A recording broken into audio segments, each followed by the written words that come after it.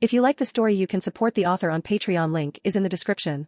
Additionally, if you would like to request novels and access my Google Drive where I have 200 plus audiobooks, then you can join my Patreon. Link is also provided in the description. Chapter 1, I'm scared, Mom. June opened his eyes. The first thing he perceived was an impenetrable darkness, a black shroud that covered his entire surroundings, preventing him from discerning any shapes or figures ahead of him. He thought something was wrong with his eyes and blinked repeatedly, unconsciously, for a while, but the darkness did not disappear. Being in an environment like this made his anxiety levels rise, and only now did he realize that absolute darkness was terrifying. It created a panic that began to suffocate him. From what he could tell, it seemed he was trapped in this dark place. He tried to move his limbs, but it was as if they were chained. His body didn't respond, it lacked strength, and the only part of himself he could control was his eyelids. There was nothing wrong with his eyes, he knew this instinctively. He knew he was trapped in this place because the space where he found himself was abnormally dark, as if he were in a basement or a closed-off area where light couldn't reach. What comforted him was that he didn't have any vision problems, he could differentiate between blindness and a naturally dark environment. Where am I? June wondered as his thoughts wandered in search of answers. Who was he? Why was he in this situation? His mind throbbed with a sharp pain as he tried to remember. At the same time, something hindered him, he couldn't think clearly, as if his head had been struck.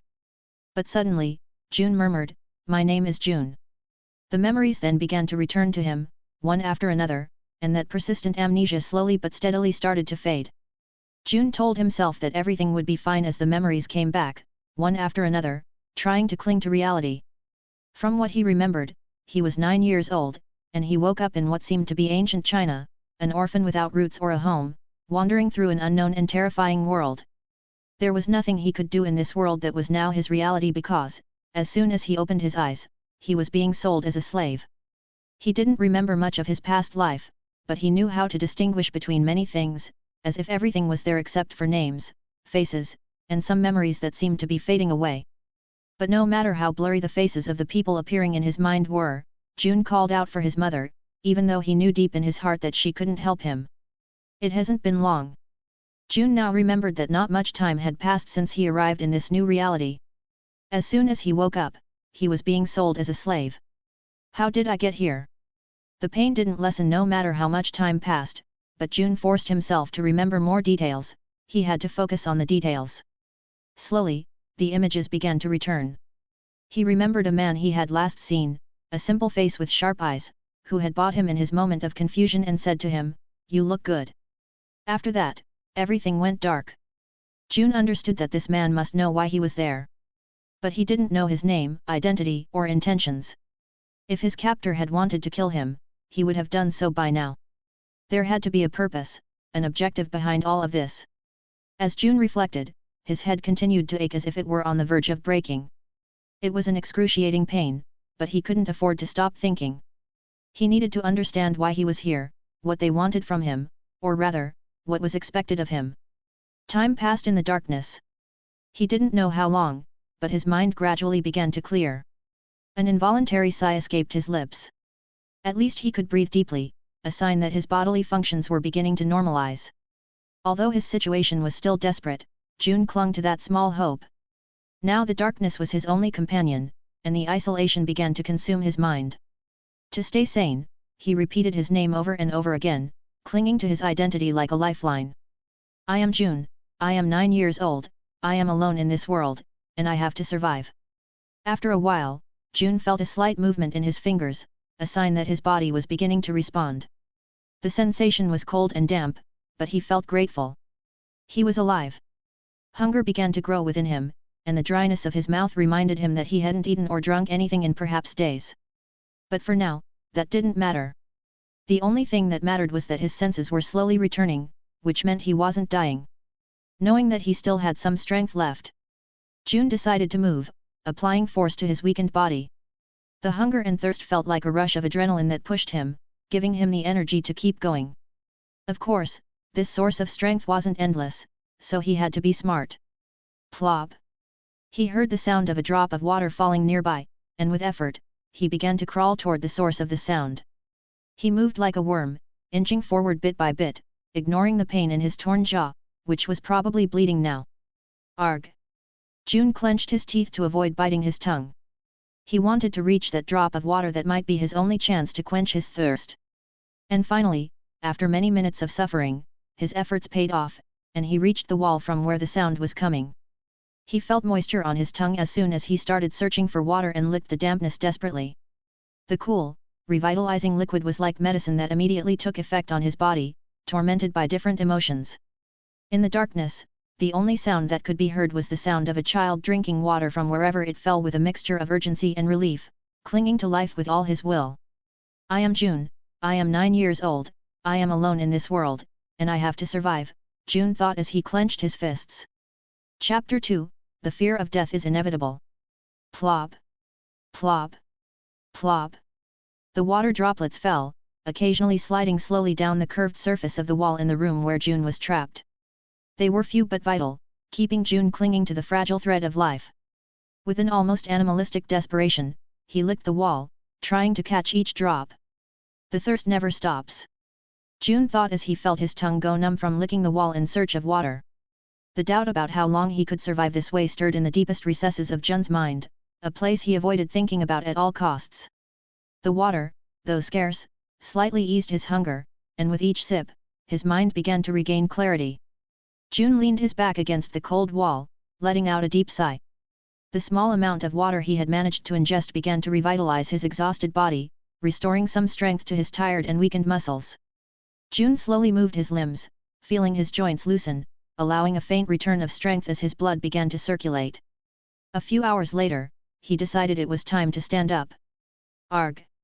June groaned in pain as he tried to get to his feet. He knew that part of the discomfort he felt was due to his unfamiliarity with his small body, and knowing what he had to do, he attempted to stand, using the wall for support.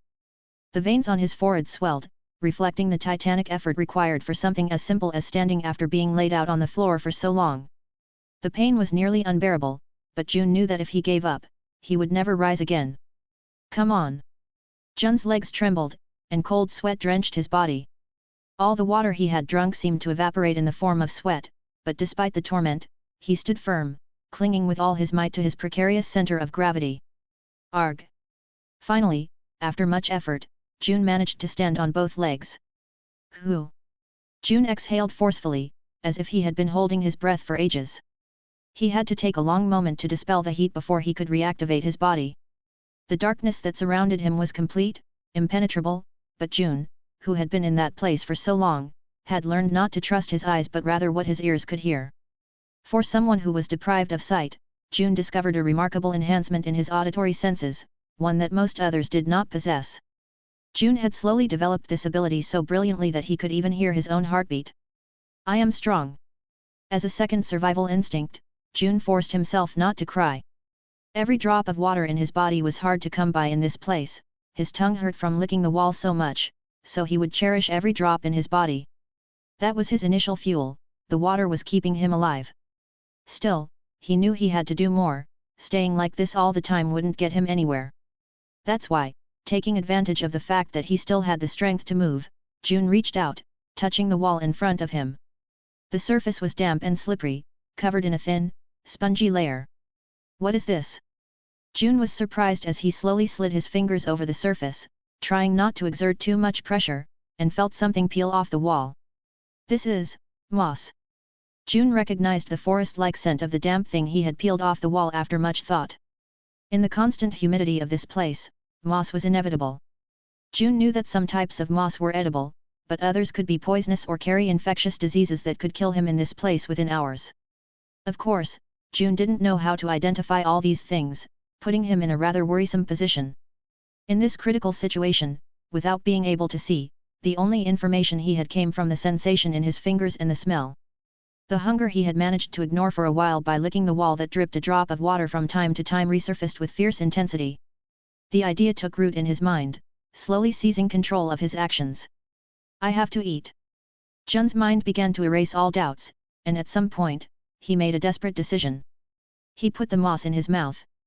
The taste, while wet, was something he didn't despise. Being hungry, this thing that felt like wet grass wasn't so bad.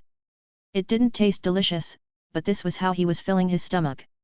As he chewed, June forced himself not to cry, but at this point, it was somewhat inevitable. This time, to ignore thoughts about the taste of the moss and avoid further tears, he began to think while chewing, I am June, I am 9 years old, I am alone in this world, and I have to survive. In the process of eating, June didn't detect any immediate abnormalities in his body, which meant that the moss wasn't poisonous, or at least, not lethal. So he continued to pick and eat more, enduring the taste because he knew that, though it barely sustained him, the moss would allow him to survive a little longer. If there was anything he feared more, it was death. His instinct was precisely that, but the torture of being alone with no one but himself was also suffocating. His mother, where was she? He knew she would worry about him, but in this dark place, he had to rely on himself. For her, whom he barely remembered, June had to survive. I am June, I am 9 years old, I am alone in this world, and I have to survive. He walked, feeling along the wall, trying to gauge the size of the space he was trapped in. After about 10 steps, his hand encountered an obstacle, another damp stone wall. He turned and repeated the process, discovering that the space was about 6 square meters. June continued exploring, and suddenly, his fingers found something different, a thin, long line, a texture unlike the moss. It was an iron door, massive and with no visible mechanism to open it from the inside. June knocked on the door, listening to the dull sound that echoed in the darkness. Clang! Clang! Clang! There was no way to open it, but June did not despair. Now he had water and moss, which would allow him to cling to life a little longer, even if it was in a state of constant suffering. This time, to further develop his hearing and not go mad, he decided to think of his mantra only, I am June, I am 9 years old, I am alone in this world, and I have to survive. He sat with his back against the door, ready to rest and conserve his strength for whatever might come. In the midst of the darkness, Jun's mind began sending him sensations of danger. No matter how much he thought his mantra to avoid losing his sanity, he began to hear things that didn't seem to be in his cubicle. Soon, in the darkness, he imagined himself sitting, his body beginning to take shape, his complexion forming, and a silhouette drawing itself in his mind like a reflection in a faceless mirror. It was himself, thin and emaciated, filled with madness, a reflection of what he could become if despair took hold. His inner self whispered temptations, inviting him to give up and embrace death to escape the pain. The easiest way out would be to bite his tongue, this was the only option he had, to die here without many complications. But June clung to his desire to know why he was here, his will to live was stronger than the words of his inner demon. He resisted the temptations, determined to survive, to discover the purpose of being tortured this way, especially as a child. At least, that's what he thought, but with slaves present here, anything could exist in this place. His inner self, smiling, disappeared, and June awoke, feeling he had overcome yet another trial in his struggle for survival. Suddenly, a metallic sound pulled him from his thoughts. Clang! The small window in the iron door opened, allowing a faint light to enter the place where June was. By instinct, he placed his hand in front of his eyes and slowly opened them, gradually taking in the light coming from that small opening. And after a few more seconds, a small plate was pushed inside before the window was shut again. Though June couldn't fully grasp what had just happened in this tiny place, he recognized the smell, it was food. Whoever was keeping him here had decided to feed him, so June began to imagine the real purpose of this. Being in an ancient era where slaves were sold and people, including himself, spoke Mandarin, the only reason a child would be locked up like this was probably some kind of test. In ancient times, kings had their own group of royal guards, June knew about this, so he thought there must be some connection. Whatever it was, he needed to survive first to find out. Chapter 3, The Trials. June quickly brought the plate close to his face, and an unfamiliar aroma filled his nostrils, awakening his taste buds. He couldn't discern what type of food was in front of him, but he knew it was a mix of leftovers, probably something ground up from scraps. However, he was sure it would taste better than the moss he had been scraping up until now, and more importantly, it was nutritious.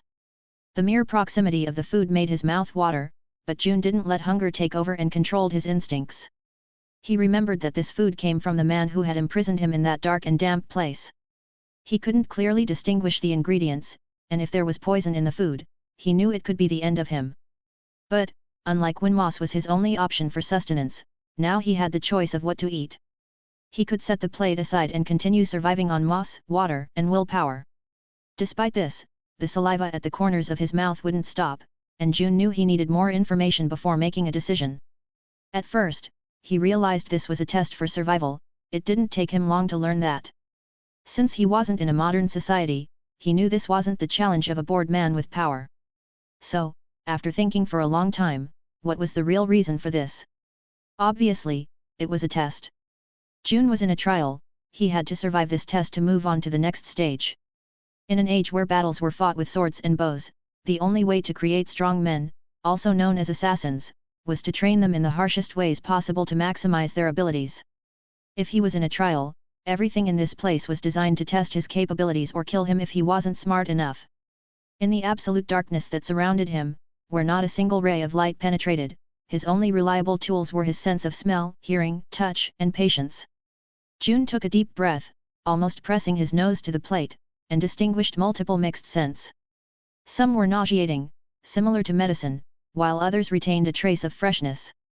Before being imprisoned, June wouldn't have been able to separate the scents he perceived, but now, with his sharpened sense of smell, he was able to identify the components of the food one by one. One of the smells was of rotten fish, another of mint leaves. He could also recognize the scent of pork and remnants of some medicinal material.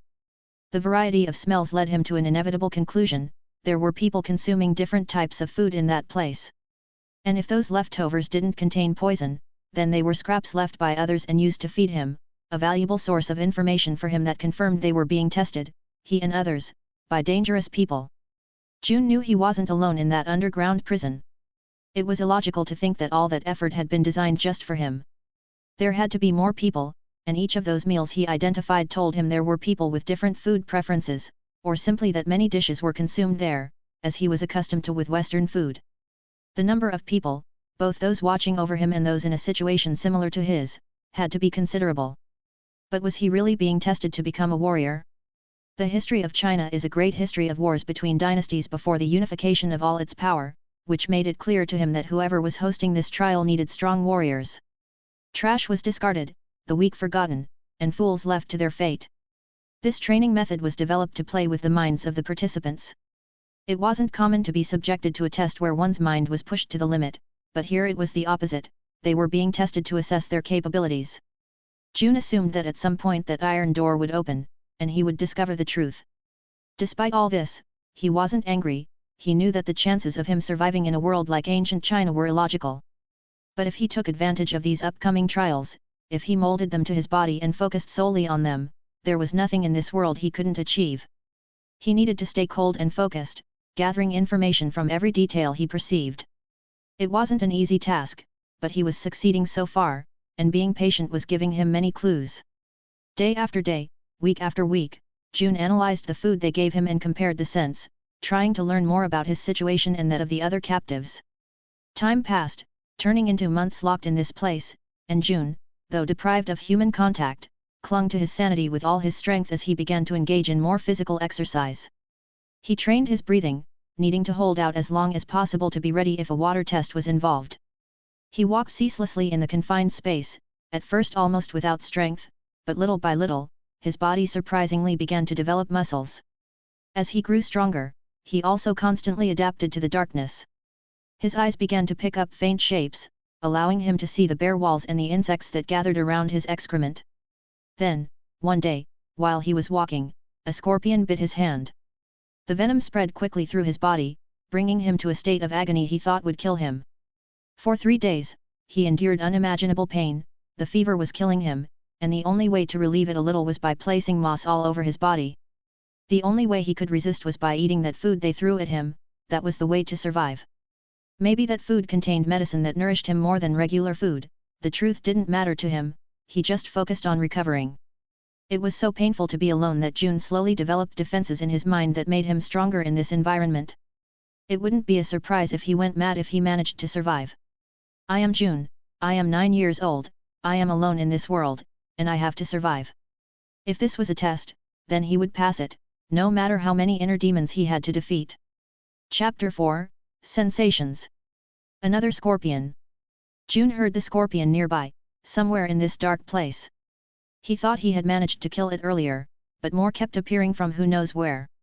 Either that, or the hallucinations were starting to get to him. As a loner, surprisingly, he didn't feel any hatred toward the scorpion. It felt threatened and attacked just to defend itself, much like he would if given the chance to kill it.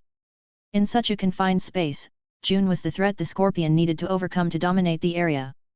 This gave June the idea that this test was meant to teach them how to dominate in this enclosed space and to do the same outside as well. One of them had to survive, such is the nature of the outside world. That damn scorpion settled on the moss, the only spot where June placed his waist. After spending months, maybe even years, in this place, June could now see in the dark. Everything was in black and white inside his mind. The sounds shaped his surroundings, and his silent breathing did a better job of describing his environment in great detail. But even though he had slowly adapted to the darkness over time, June had never seen with such clarity as he did now. It seemed that some change had occurred in his body when he fought against the venom that had penetrated him. Is it some effect of the venom? He had heard stories of people becoming stronger after surviving poisoning. June thought the same might be happening to him after thinking about it for a long time. Maybe watching too many movies had made him someone who loved fantasy, but now it was the only thing that comforted him. The problem was that he hadn't just developed a resistance to the venom, some other changes had occurred in his body as well. If this was a test, then the food must have indeed had some kind of drug that healed him so he wouldn't die completely. But every week, a new creature appeared in this dark place, and somehow, the people here made sure he got stung. New venoms, new sensations, new antidotes. That was Jun's wild imagination, the food was the antidote. What he didn't know was that his mind was playing tricks on him. There was no such thing as an antidote, what he was developing was new resistance to poisons and toxins. As more weeks passed, June let himself be bitten, knowing that after the venom didn't kill him, it made him stronger. He took advantage of this time to build up a thick layer of callus on his hands, aware of the use of swords in this world and how constant practice could cause serious damage to his hands. That's why, before leaving this place, he needed to have some advantages. These advantages would make the difference between life and death. After a while, the creatures that entered this place stopped biting him. Instinctively, June began to assert his presence on this lonely site. At times, he would disappear from this place when his breathing stopped, as if he didn't exist. I am June. I am 9 years old. I am alone in this world, and when I leave here, I will be invincible. Jun's mantra had changed, showing that he had grown stronger. He practiced navigating through the darkness without a sound or presence. Days passed quickly as he repeated the same routine over and over. Jun's routine consisted of eating the served food and training his body with long squats, among many other exercises to strengthen each of his muscles.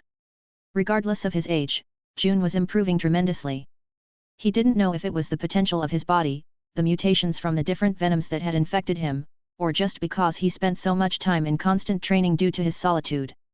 Managing his breath like a true assassin, June simulated the knowledge he assumed an assassin would have and trained so hard that he ended up exhausted. If he didn't do this, he would have already gone mad and would be in terrible pain. Eating food, training his body, simulating strikes, this was the only way to make the most of his time in this place. In the darkness, June was slowly becoming a powerful warrior. No, a silent assassin. In the same location where June was surviving, a man dressed in black with a scarf covering the lower half of his face and a vicha, a black band covering his forehead down to his neck stood. The most striking thing about this man was that both the band on his forehead and parts of his black attire had red lines, like flames, covering different parts of his outfit, such as his belt, the sleeves of his arms, and the hilt of the sword resting beside him. His tunic had even more red markings, indicating his high status in his clan. Without a doubt, he was an assassin, a very cruel and bloodthirsty person who had emerged victorious from every one of his battles. How many of the seeds are still alive? The man's hoarse voice echoed in the dark, cold, and damp room. The latest updates from the Faceless Elders say that out of the 599 seeds, only 50 remain alive, many of whom stand out, but one in particular has the potential to become the new Black Moon of our village. Was it the one the master selected? The man asked in surprise. Indeed, the selected ones from the Haiyue clan have poor judgment in choosing men.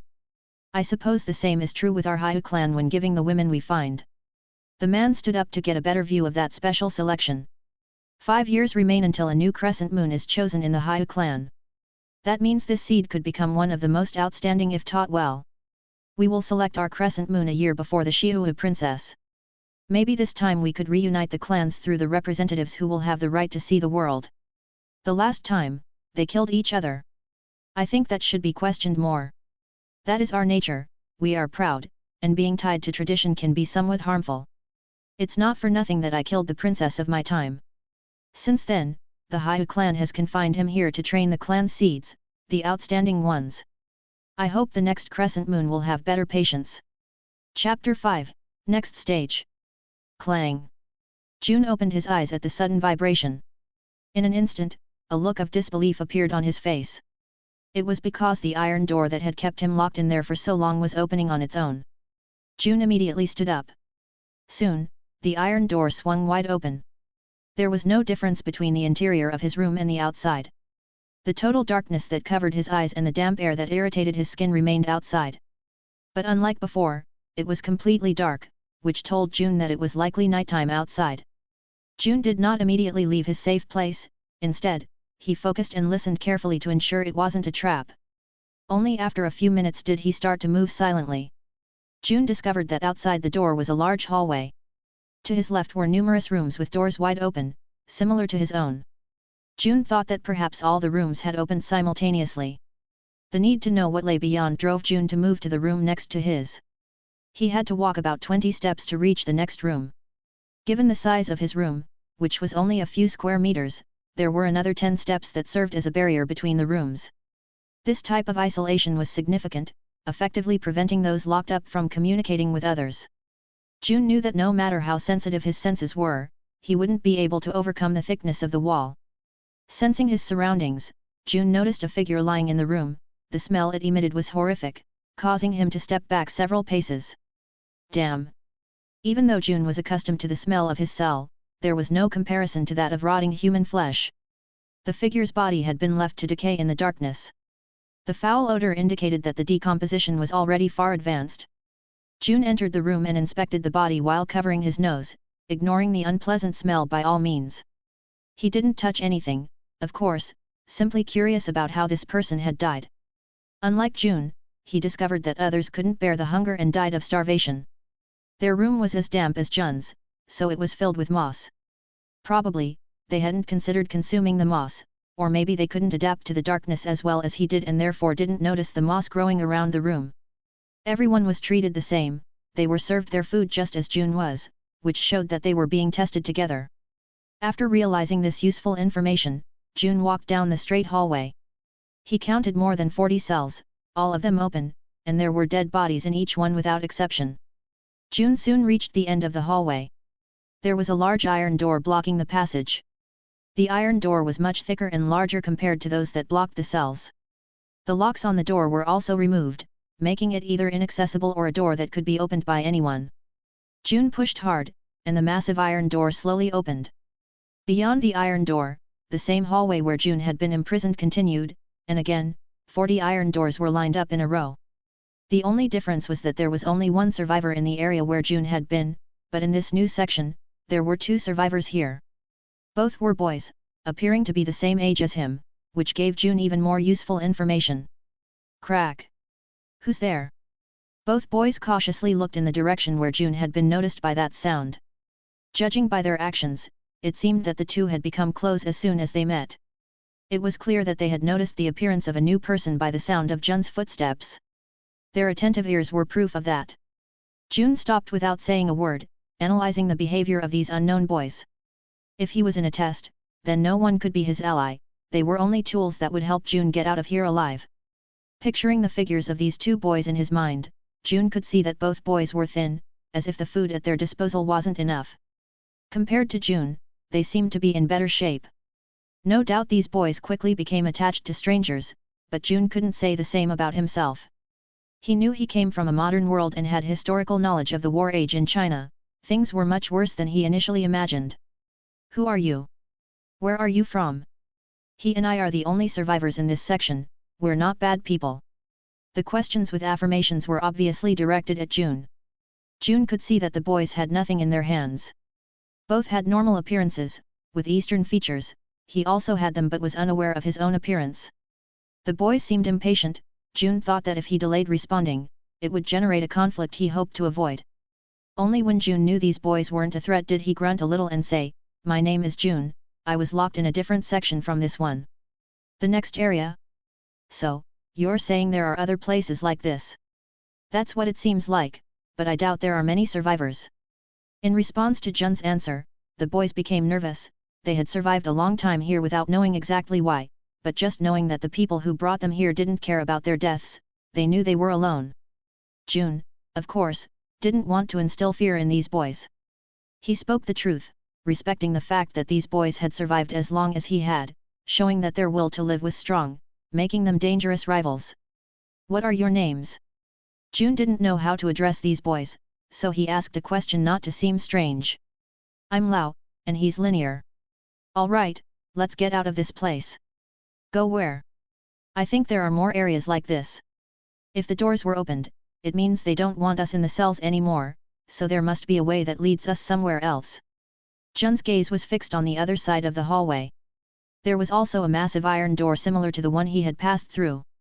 That meant if they continued, they would find the section of the next test. June was the only one who wanted to keep moving. Lao and Lin didn't seem intent on moving due to fear. "What if something bad happens to us?"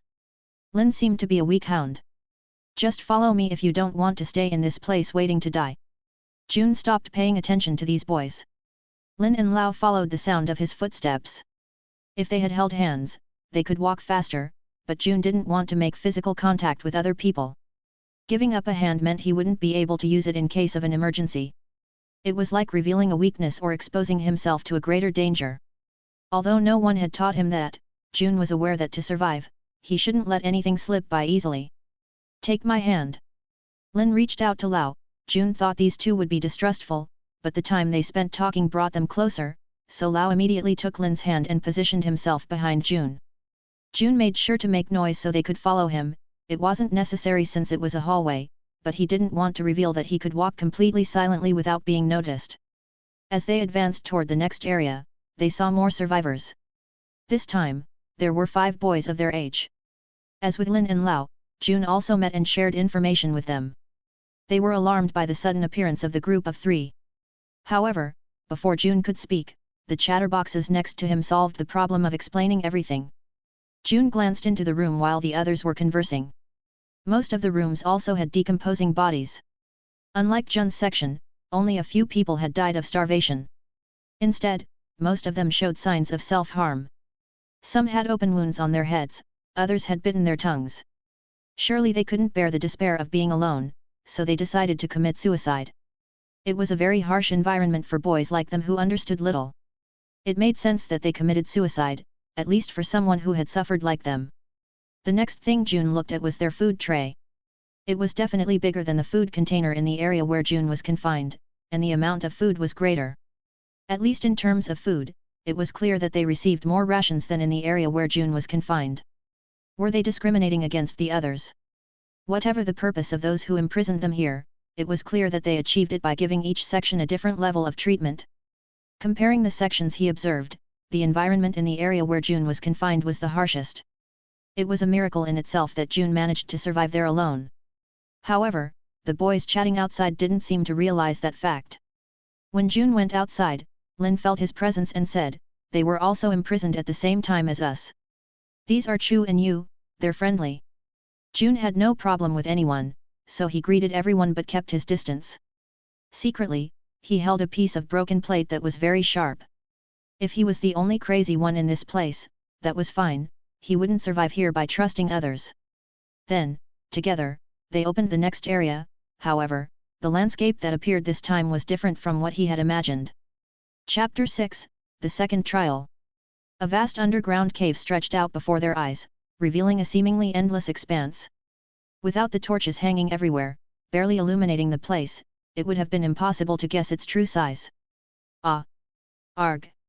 The children's screams echoed throughout the cave as they emerged from different gates, each a reflection of the pain and surprise they felt.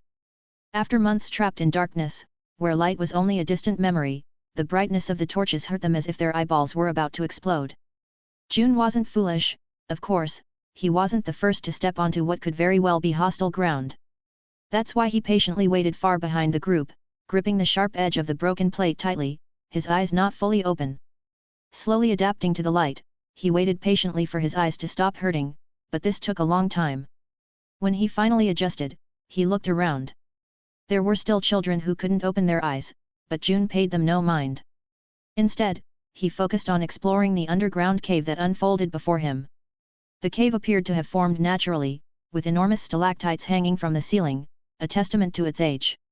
The cave's structure narrowed upward, like an inverted bowl. However, what caught his attention the most were the wooden buildings filling the cave's interior. These were rudimentary constructions that seemed inspired by a mansion. "What is this?" many children murmured, now recovering from their initial suffering. The existence of such a vast underground cave was already incredible, but discovering that it housed structures made by human hands filled them with distrust. June advanced toward one of the buildings, closely followed by Lu and Lao, who stuck with him as soon as they identified him as the first person they encountered. Upon reaching the entrance, June observed the interior and murmured, "There's no one here." "Really?" Lu asked, with a spark of suspicion in his eyes. They explored each of the buildings but found no trace of life. The children were puzzled, they feared finding someone, but now that they were alone, they didn't know what to do. While the others remained lost in confusion, June continued inspecting the buildings. They weren't old. Judging by the condition of the wood, it was evident that they had been built recently. The grain of the wood and the accumulated dust indicated that the constructions had been erected during the time when June and the others had been locked in their respective cells. But despite their exterior appearance, the interior of the buildings was in deplorable condition, as if they had been deliberately constructed to be uninhabitable.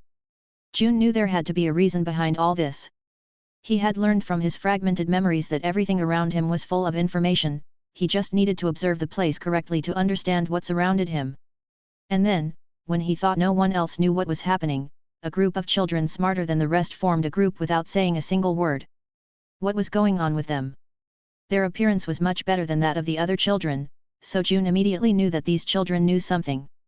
From what he had seen, the sections of the cells were different in one detail, the food. Yes, there was a difference in the food that was delivered as the cell sections progressed. June, who had discovered something, thought, if these children know each other beforehand, that means they are here by choice, children who aspire to be assassins. Adult assassins must have families, which leads to offspring. If a father is an assassin, it is expected that the son will be one too.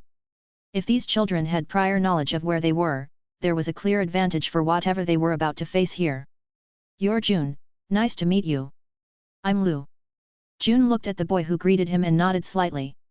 "You're Lu. I recognize your voice." "The pleasure is mine." "Hey. I made a mistake." June faked a polite smile but knew he had slipped up. If he was supposed to be an orphan, how could he know about etiquette and manners? By revealing this, he was giving people more information about himself, so for now, he decided to keep his mouth shut before his way of speaking betrayed that he was different from the others. He recognized much of the behavior of these people. The honor and loyalty were surprising qualities. But like everyone else, there were treacherous ones who didn't follow that code of honor. June had to be careful. "What are you doing, June?" Lu asked again as he followed June, who was observing the walls of the cave. "Just observing, but I'd prefer to be alone so I don't get distracted." Jun's response seemed to take Lu by surprise. Lao, on the other hand, appeared a bit annoyed, not understanding why June acted as if he knew everything or pretended to be smarter than the others. Both understood that the long period of isolation in the dark could drive someone mad. Some had managed to maintain their identity thanks to their mental strength, but not everyone could do so. Moreover, all the children trapped in that underground space were only between 9 and 10 years old. Being imprisoned in a state where their minds were not yet fully developed made the collapse of their egos particularly severe. It might not be noticeable on the surface now, but no one knew what problems it could cause in the future. June didn't want to mix with them yet. He didn't trust the other children, not even himself, as he didn't know what he was capable of now. Although he seemed normal, he couldn't be sure if he had already developed some kind of mental issue. Lao, after a brief moment of confusion, smiled softly at him. "Don't stray too far. Come back when you've observed enough. If you feel lonely, you can stay with us without any problem." June simply nodded without saying a word. "Shall we join the others?" Lu turned to where Lao was and asked. "Better than wandering aimlessly. We'll die if we think we're smart." The two returned to where the other children were, shoulder to shoulder, while June watched them silently. Only then was the second trial underway. It had only been a few hours since the children had seen each other for the first time, but they quickly formed like-minded groups. It couldn't be any other way. They were anxious to survive in that place. It was natural to seek comfort in others. The factions began to form in groups of 3 to 5 people. However, June did not join any of the groups. He observed the movements of the other children, carefully determining who was allied with whom. The factions formed almost immediately, but conflicts also arose among them. The leaders of the different groups clashed over food and space. At times, it even led to physical violence. The nature of the children, who instinctively behaved like wild animals in extreme situations, was no different from that of adults. The larger and stronger factions held the power. A boy named Cheng emerged as the leader of the strongest faction of all. They had superior physical strength, and their control over the group was formidable. The other children began to rely on them for protection. June, on the other hand, briefly assessed his own appearance. He had long, black hair, black eyes, slightly pale skin, and was slightly taller than usual for his age. He didn't know if he considered himself handsome, but he didn't think it would benefit him in any way when, in the near future, there would be war wherever he was. Chapter 7, He walked alone. June distanced himself from the others, took a torch, and simply kept walking forward until he could no longer see the entrance where everyone else was gathered. He wondered where his parents were. What had happened to them? He only remembered some silhouettes, but for some reason, just seeing those silhouettes made his heart tighten. "I'm sorry for forgetting you." He wanted to cry, but the tears wouldn't come. It was only now that he realized he couldn't cry. The trauma from that dark room might have left more scars than he thought. Without even noticing, he arrived at a large wall with a symbol etched on it. Haiyue Clan. Were the people who brought him here from the Haiyue Clan? He didn't know much, but for some reason, he knew that it meant Black Moon, a clan of assassins composed solely of men, something he had learned long ago. But how did he know that last piece of information? Well, they were all boys, no girls, and he didn't believe in inclusivity in an era where women were the best assassins for infiltrating the high ranks of a kingdom. This meant these assassins were all men, and although this information didn't seem useful, June discovered more things he hadn't noticed before. The chi is within all of us, it just needs to be moved. June moved his torch and discovered drawings of people sitting, breathing slowly, holding their breath, and then moving an internal energy throughout their bodies. Was he in a story of immortals and gods? It couldn't be. June knew there were no gods here since everyone fought with swords. The drawings held swords, danced with the wind, and executed different slashes in ways that a normal human body couldn't achieve, even with 10 years of training. If something like Qi, the famous inner force of all people, didn't exist, something they manipulated either unconsciously or consciously, he was sure it would be impossible to imitate the movements on the wall. Even someone as famous as Bruce Lee in my time mentioned Qi, which was exactly the same Qi, the energy stored within all living beings. He wasn't an expert in this, he even found it amusing to try. But in his moments of meditation in that confined space, he had felt similar things traveling through his body. June meditated for hours to avoid going crazy. He believed it was the only way to stay centered, calm, and keep his agitated mind at bay. That's what he did after training. Does anyone think of better things after being awake for more than 15 hours? Well, I can try. June sat down, planted the torch in the ground, and observed the breathing patterns. Once he memorized everything, he closed his eyes and began to breathe as the instructions dictated. Once. No response. The second time. Still, nothing happened. He really didn't know what was supposed to occur. But when he held his breath, focusing only on his body and visualizing his inner self, something white coursed through his body, and a feeling of tranquility overwhelmed him. He wasn't breathing, he stayed like that for a long time before feeling anything, and only then did he realize that the gathered amount of white light was his chi, the light that was slowly being tainted by a black light. His thoughts or traumas. Whatever it was, June was mastering chi and could manipulate it. All of this excited him a little. He knew that if he improved in this, he could become stronger. He was so focused that he didn't realize this was all perfectly designed for him to find. He wouldn't have been so lucky if it weren't for someone's intervention. Someone was in the darkness, watching June, who was illuminated by the torch, completely absorbed in his task. He has a great amount of internal energy for his age, the only one to achieve this in such a short time, considering the history of the Haiyue clan. I must teach him personally, I must prepare him for the great change. The man dressed in black murmured before disappearing into the shadows. When June opened his eyes, he looked at the wall again, this time with a glint of determination in his eyes. Grabbing a wooden stick, he began to imitate the movements depicted on the wall. Clang! Clang! Clang! The wind howled fiercely each time he swung the wooden stick, simulating it as a sword. Only after remembering he needed to breathe did he collapse to the ground, clutching his throat. Cough! Cough! Cough! I thought I was going to die. June murmured before taking the torch and leaving the place so he wouldn't be discovered by someone else. Only after June left did several figures throw paint onto the stone wall, erasing everything that had been written. This was exclusively for June, the only survivor of the section of hell within the cells, a place where no one had survived for more than 900 years. Chapter 8, More Aftermath. That's convenient, they've left food behind the door. All the boys started running towards the food, but at that moment Cheng and those who followed him as their leader stepped forward to stop the chaos. What are you doing? Bringing order. They look like mindless beasts that would ruin everything if they rushed to those plates of food right now.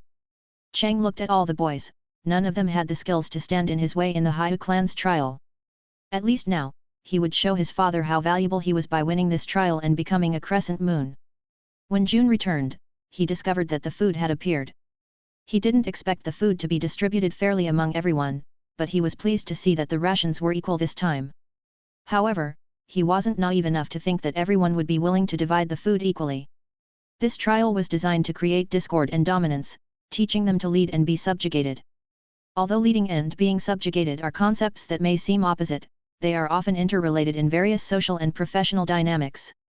Leading involves guiding, directing, and making decisions, while being subjugated generally suggests being under the authority or control of someone else. People love to be subjugated, many make little effort to think and make decisions as long as their primary concerns, food, security, and protection are assured. But while this type of leadership can achieve short-term results in terms of obedience, it often has negative long-term effects on the morale, creativity, and satisfaction of group members. It's just a matter of time. June stepped forward in front of everyone to take the food he needed to meet his needs. Everyone looked at him strangely. This was the boy who had distanced himself from everyone and who hadn't been seen until now. What was he supposed to be doing? Now, everyone had friends, companions who had made a vow to protect each other from those who might try to harm them, but June was completely alone. So many didn't understand where he got the courage to walk in front of everyone. What are you doing? Cheng was annoyed by Jun's arrogant attitude at this moment. I'm just taking my food, what belongs to me? June smiled slightly, hoping these boys weren't as idiotic as in some of the stories he had read. If they were smart and didn't kiss up to that boy named Cheng, no one would have any problems taking their food. But obviously, that wouldn't happen. June felt someone approaching, and when a hand was about to be placed on him, he turned around and grabbed the boy by the neck with such force that for a few brief moments, the boy stopped breathing. Anyone who tries to intervene to stop me from taking my food should keep in mind that they will suffer the consequences. Jun's eyes were kind, calm, as if he wasn't about to kill someone. Arg! The boy named Liang groaned as he tried to free himself from the hand that squeezed tighter and tighter. The pain consumed him, but Jun's hand firmly gripped his neck, preventing any movement. June knew it. He understood that if he didn't cause a big enough commotion, he wouldn't pass the next few days in peace. That's why he pulled out his improvised knife made from a broken plate, looked at the boy who glared at him with rage, and stabbed him in the eye. The scene was so terrifying that many of the boys watching closed their eyes, unable to continue witnessing this act of aggression. Over the past few months, all the boys had lived in isolation, overwhelmed by the poison of despair, but they were still children, not yet ready to kill. They instinctively formed a group, seeking comfort in the company of others, but June was different. He was the only one who survived the harshest conditions of this trial, willing to do anything to survive, even if it meant eliminating other rivals. And so, the result was a knife plunged into Liang's eye. I told you not to get in my way. I'm like a hot pressure bomb, if you try to touch me, I'll explode. June began whispering nonsense to Liang, who didn't understand. It was obvious his way of speaking wasn't from this era. Liang, on the other hand, struggled with all his strength to free himself from the hand that held him captive, but it was useless. June didn't relent. While most of the boys waited anxiously for the iron door to open, June had spent his time training his body, strengthening every fiber of his being. The difference between him and the other boys, who were barely growing, was vast. Let him go if you don't want real trouble. Cheng, unlike the common boys, looked at June with firmness. These acts hadn't intimidated him, they were normal things he had seen before entering this trial. Quickly, the other boys began to surround him, all wanting to save Liang from Jun's clutches. At that moment, June pushed the knife blade deeper into Liang's eye. Argh! The agonizing scream that erupted from his mouth echoed around, creating a terrifying atmosphere. The boys, who were about to attack, froze in their tracks, paralyzed by horror. Jun's behavior was beyond their comprehension. They never imagined that someone their own age could be so ruthless. For all of them, who numbered in the dozens, June seemed like a small chicken in a slaughterhouse that they could crush as long as they attacked together.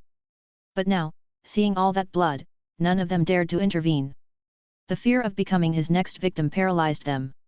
Then, Cheng, who saw everything slipping out of his control, furrowed his brows, stepped forward to June, and said, "You need to let him go before you kill him."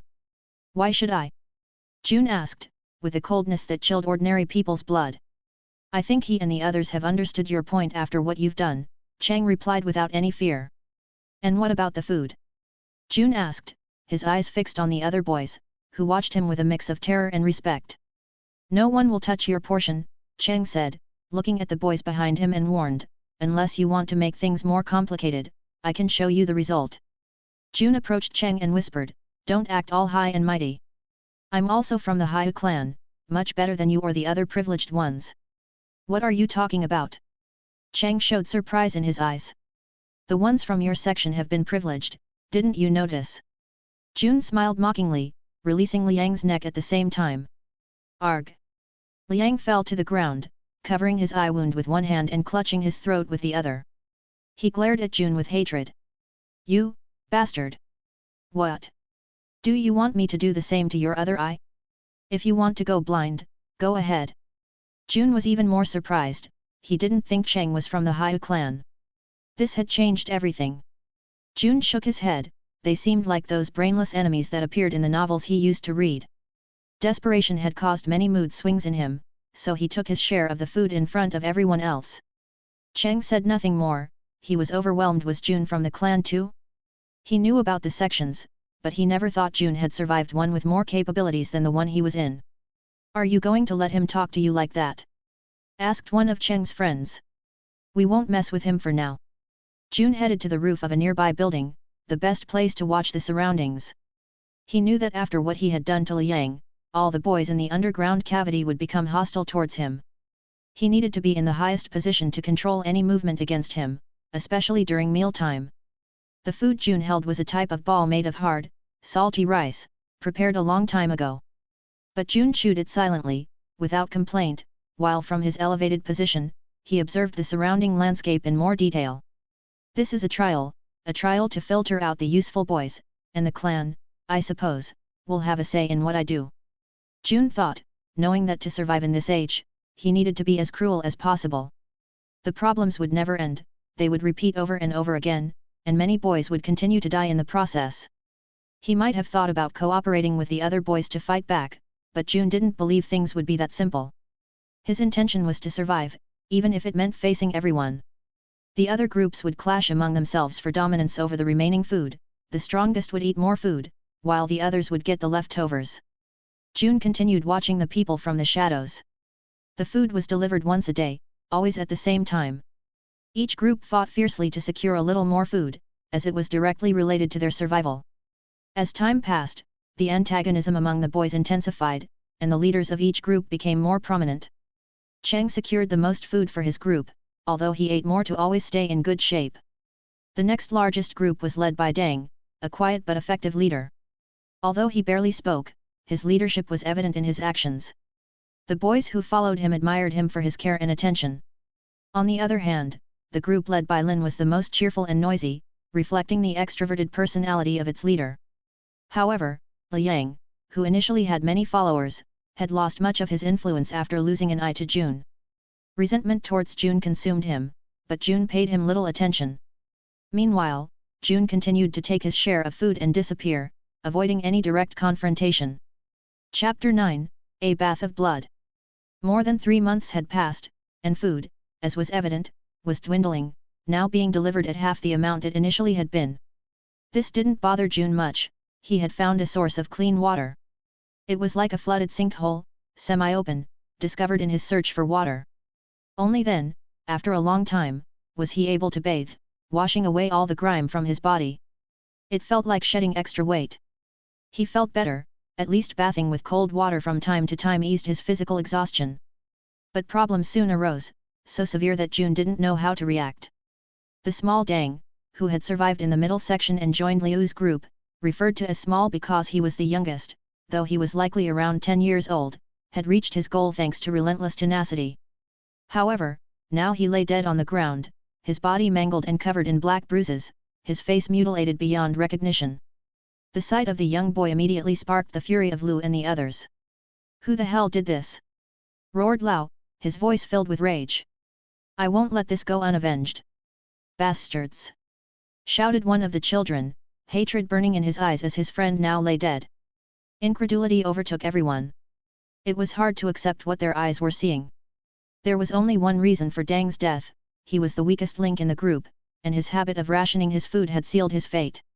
There were still remnants of food in his hands, a sign that he had been attacked before he could eat. Lao, frowning, asked the children, "Did anyone see who did this?" But everyone, as if no one knew what had happened, shook their heads in silence. "Damn it! We need to know who did this so we can take revenge." Lao followed the recommendation of Dang's friend. Though he wanted revenge, the lack of a known culprit filled him with frustration. It was then that Zhang spoke, his voice calm yet laden with determination. "It doesn't matter who did it." "What are you talking about?" Liu asked, perplexed. "It doesn't matter who killed Dang. What matters is that someone who was following us has died. That is. Even though Dang is dead, if we don't do anything, everyone will start losing respect for us." The smart boy named Zhang murmured these words again. "Yes, but to take revenge, we need to know our opponent. But it will be too late if we wait a day or two to find the culprit, we'll waste valuable time, and that will make other groups look down on us. No one would dare attack us. We need to get revenge now in the same way." Zhang didn't mention who the target of their revenge would be, but Lao already knew. A weak and defenseless child, like the smallest of the other groups, would be their target. That night, Lin's group moved in secret, driven by the pressure of its members, and the weakest child in Liang's group was killed. Thus began the bloody war. June practiced his speed and footwork while holding his stick. After his training, he approached a fence where he ripped off the cleanest part of some moss for dinner. Though the taste was still disgusting, it was better than starving. The war among the children had also reached June. It was brutal, hard to believe that it was carried out by youngsters no older than 10. At first, hesitating to take a life was common, but after seeing the bloodshed, those feelings disappeared. Food was scarce, and it was impossible to share it equally. Faced with such a situation, the children chose to reduce the mouths to feed, one by one. June stopped going for food because he didn't want to burn his luck. He might be strong, but he couldn't face everyone directly. Peaceful coexistence had been impossible from the start. Each night, a new corpse appeared. One day it was the death of Lin's group, another of Liang's, and there were also multiple victims from Cheng's group. Distrust grew, and the children began to leave their groups, trying to survive on their own. The 3 largest groups split into smaller ones, and violence increased with the scarcity of food. The underground cave, already infernal, turned into a true hell. No one could feel safe, no one could guarantee their survival. Hungry and desperate, the children became as fierce as rabies beasts. Yet June kept his distance from them, surviving on moss. But that peace ended abruptly when someone came for his head. Crack! A faint crack reached Jun's ears, a sound so subtle that no one would have noticed except him. At least 4 people were approaching his hideout, a place so deep that no one could stumble upon it by accident. They were there with a purpose, and it was not a good one. "Are you sure this is the place?" whispered a voice that seemed anxious. "Yeah, I'm sure, don't bother me," replied another voice, with evident fear in every movement. "Why is it so dark here? I can't see anything." The voices resonated in the darkness. One of them lit a torch, revealing their faces, and it was Liang along with 3 others. After losing an eye at Jun's hands, Liang had been waiting for the opportunity to take revenge. The scarcity of food had fueled his thirst for blood, and now he was ready to face his fear. But when they illuminated the place, Jun was not there. "Why isn't he here?" exclaimed one child who had followed Jun, bewildered. "No. I'm sure he was here. Damn it! Where is he?" Panic gripped the children. Then a blood-curdling scream echoed in the darkness. One of the children had been struck in the foot with a stone. Crack! Another scream resonated as a stick hit the side of a child's ribs. Then a black shadow moved swiftly, positioning itself behind the last child. "Bastard!" yelled the child, throwing a punch, but the shadow disappeared in an instant. Arg! The child was left breathless. The black shadow, Jun, had wrapped his arms around his neck, cutting off the blood flow to his brain. The child struggled, but his life extinguished quickly. "Bastard! Let Wang go!" Liang shouted, panic in his eyes. But Jun did not release the boy until he fell dead to the ground. He hadn't hesitated to become a killer, knowing that's what the creators of this place wanted. If he wanted to survive and be the best to avoid dying from the world's adversities, he needed to be fierce enough for others to respect him. The child's body collapsed. Liang backed away, trembling with fear. "Hey, damn devil! How dare you kill Wang?" he shouted, though he himself had killed several. But the fear Jun had instilled in him was strong. The terror in his single eye betrayed him. Jun approached him slowly, the torch illuminated his face slightly, which remained calm, a band covering his eyes to avoid injury from the torch's light. "Sorry. I'll become your slave, I promise. At first, you'll be obedient, but over time, your fear will fade, and you'll try to do the same again." Jun wasn't foolish enough to be swayed by this vengeful child's words. "No. I'll never go back on my word, please forgive me," Liang pleaded, but before he could finish, Jun disappeared from his sight. A searing pain overtook him as Jun's fist struck his chin, and his vision blurred as Jun's arms tightened around his neck. "Don't kill me," Liang begged, but Jun did not release him. "The reason I'm going to kill you is that I'm being watched. I fear I might disappoint the people who gave me the chance to learn about Qi, that strange sword technique, and the opportunity to belong to something much greater after these trials are over," Jun thought, his expression calm. His hand would not tremble against those who wanted to kill him. Chapter 10, Bad Blood. The group following Liang had disbanded. The news spread through the underground cave after Liang had not returned for 24 hours. Many were surprised, others felt even more anxious. The bodies of Liang and his followers had been found, dead and stripped of any signs of life. Those who still fought over the scarce remaining food were stunned by such a discovery. Death was common in this place, murders had become a macabre routine as resources dwindled. However, the death of so many children at once, and especially Liang's, was hard to process. No one could ignore Liang's importance, not even those who had once despised him. He had been one of the strongest, even respected by Cheng, who hadn't expected much from him after losing an eye but was still surprised by his skills. But now, Liang and his followers lay dead. None of the other children dared to admit their involvement. Lin and Cheng, along with the other groups, held a meeting to determine who had killed so many people. That was Jun. Some of the leaders murmured what was obvious. That guy killed all the strongest from Liang's group. The children knew. They knew that Liang had openly talked about killing Jun and that he would visit him someday to exact revenge. But now, Liang was dead, and Jun was probably still alive. How strong is he? Many wondered, others said they didn't want to get involved with being enemies of Lin because they had no problem with him, as he had stopped coming to demand food. They knew that logically, Jun would starve to death, no one in this cave was a cannibal, so that discussion was not brought up. Fear of Jun had deeply rooted itself in their hearts. From that moment on, even though the struggles for food continued and more children kept dying, no one dared to approach the place where Jun was hiding. "We need to kill him, that guy is too strong," Cheng suggested as an option. Everyone knew Jun was strong and considered it. From Cheng's perspective, Jun was a member of his clan, someone who was likely stronger than he had imagined. If Jun survived in the infernal section where the weakest slaves were sent, it meant someone had judged him very wrong. "We can't follow that idea," Lin outright refused. He was also the leader of a group that had diminished significantly. From the 20 members he once had, only 7 remained. Time and necessity had hardened all who survived. Children who once feared killing now did so without hesitation. Food was scarce, and the need to survive had turned them into beasts. Some children tried to propose peaceful solutions. "It's a terrible idea," another group leader murmured. "The problem was with Liang. Now, why would we unite to kill Jun when he hasn't done anything to us?" "Well, then you leave me no choice, seeing that you're not intelligent," Cheng said, standing up while pulling out a knife identical to Jun's from his pocket. Cheng knew these were futile dreams. Food distribution was decreasing, and the reality was that, to survive, they had to kill. When Cheng made his move, his subordinates began attacking the other children, leading to a bloody battle as everyone united to fight against their attackers. It wasn't an incredible idea, but for future killers, like those selected from the first cell sections, the children of killers had a place in the clan. The others would be orphans or slaves with no connection to the clan of their birth, making them bad blood that needed to be exterminated, and that was Cheng's mission.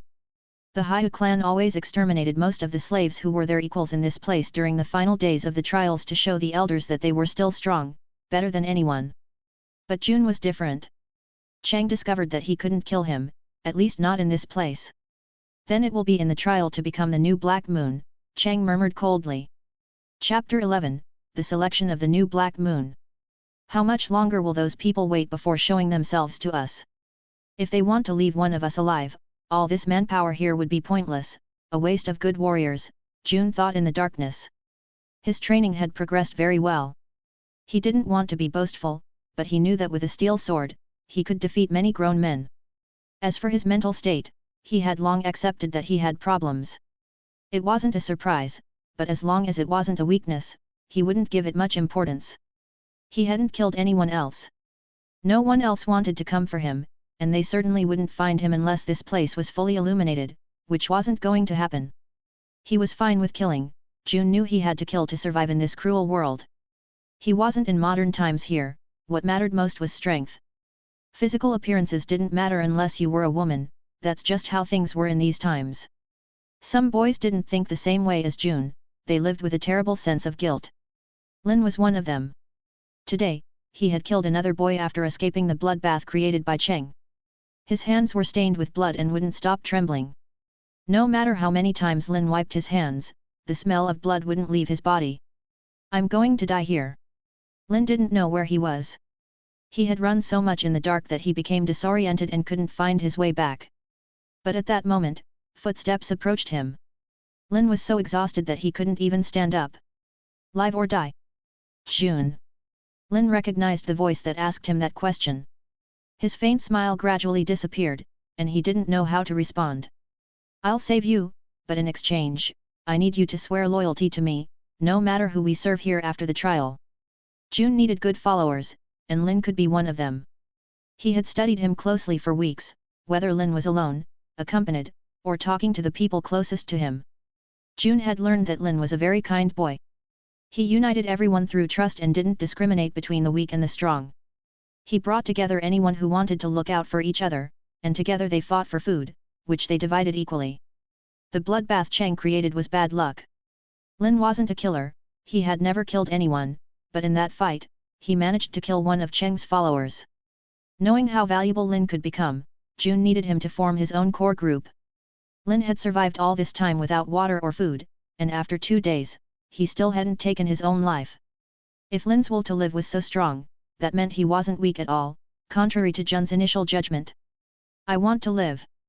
Jun then approached him, took a piece of moss from his linen bag, and fed it to Lin, who at first refused to eat something unfamiliar. "Eat it all.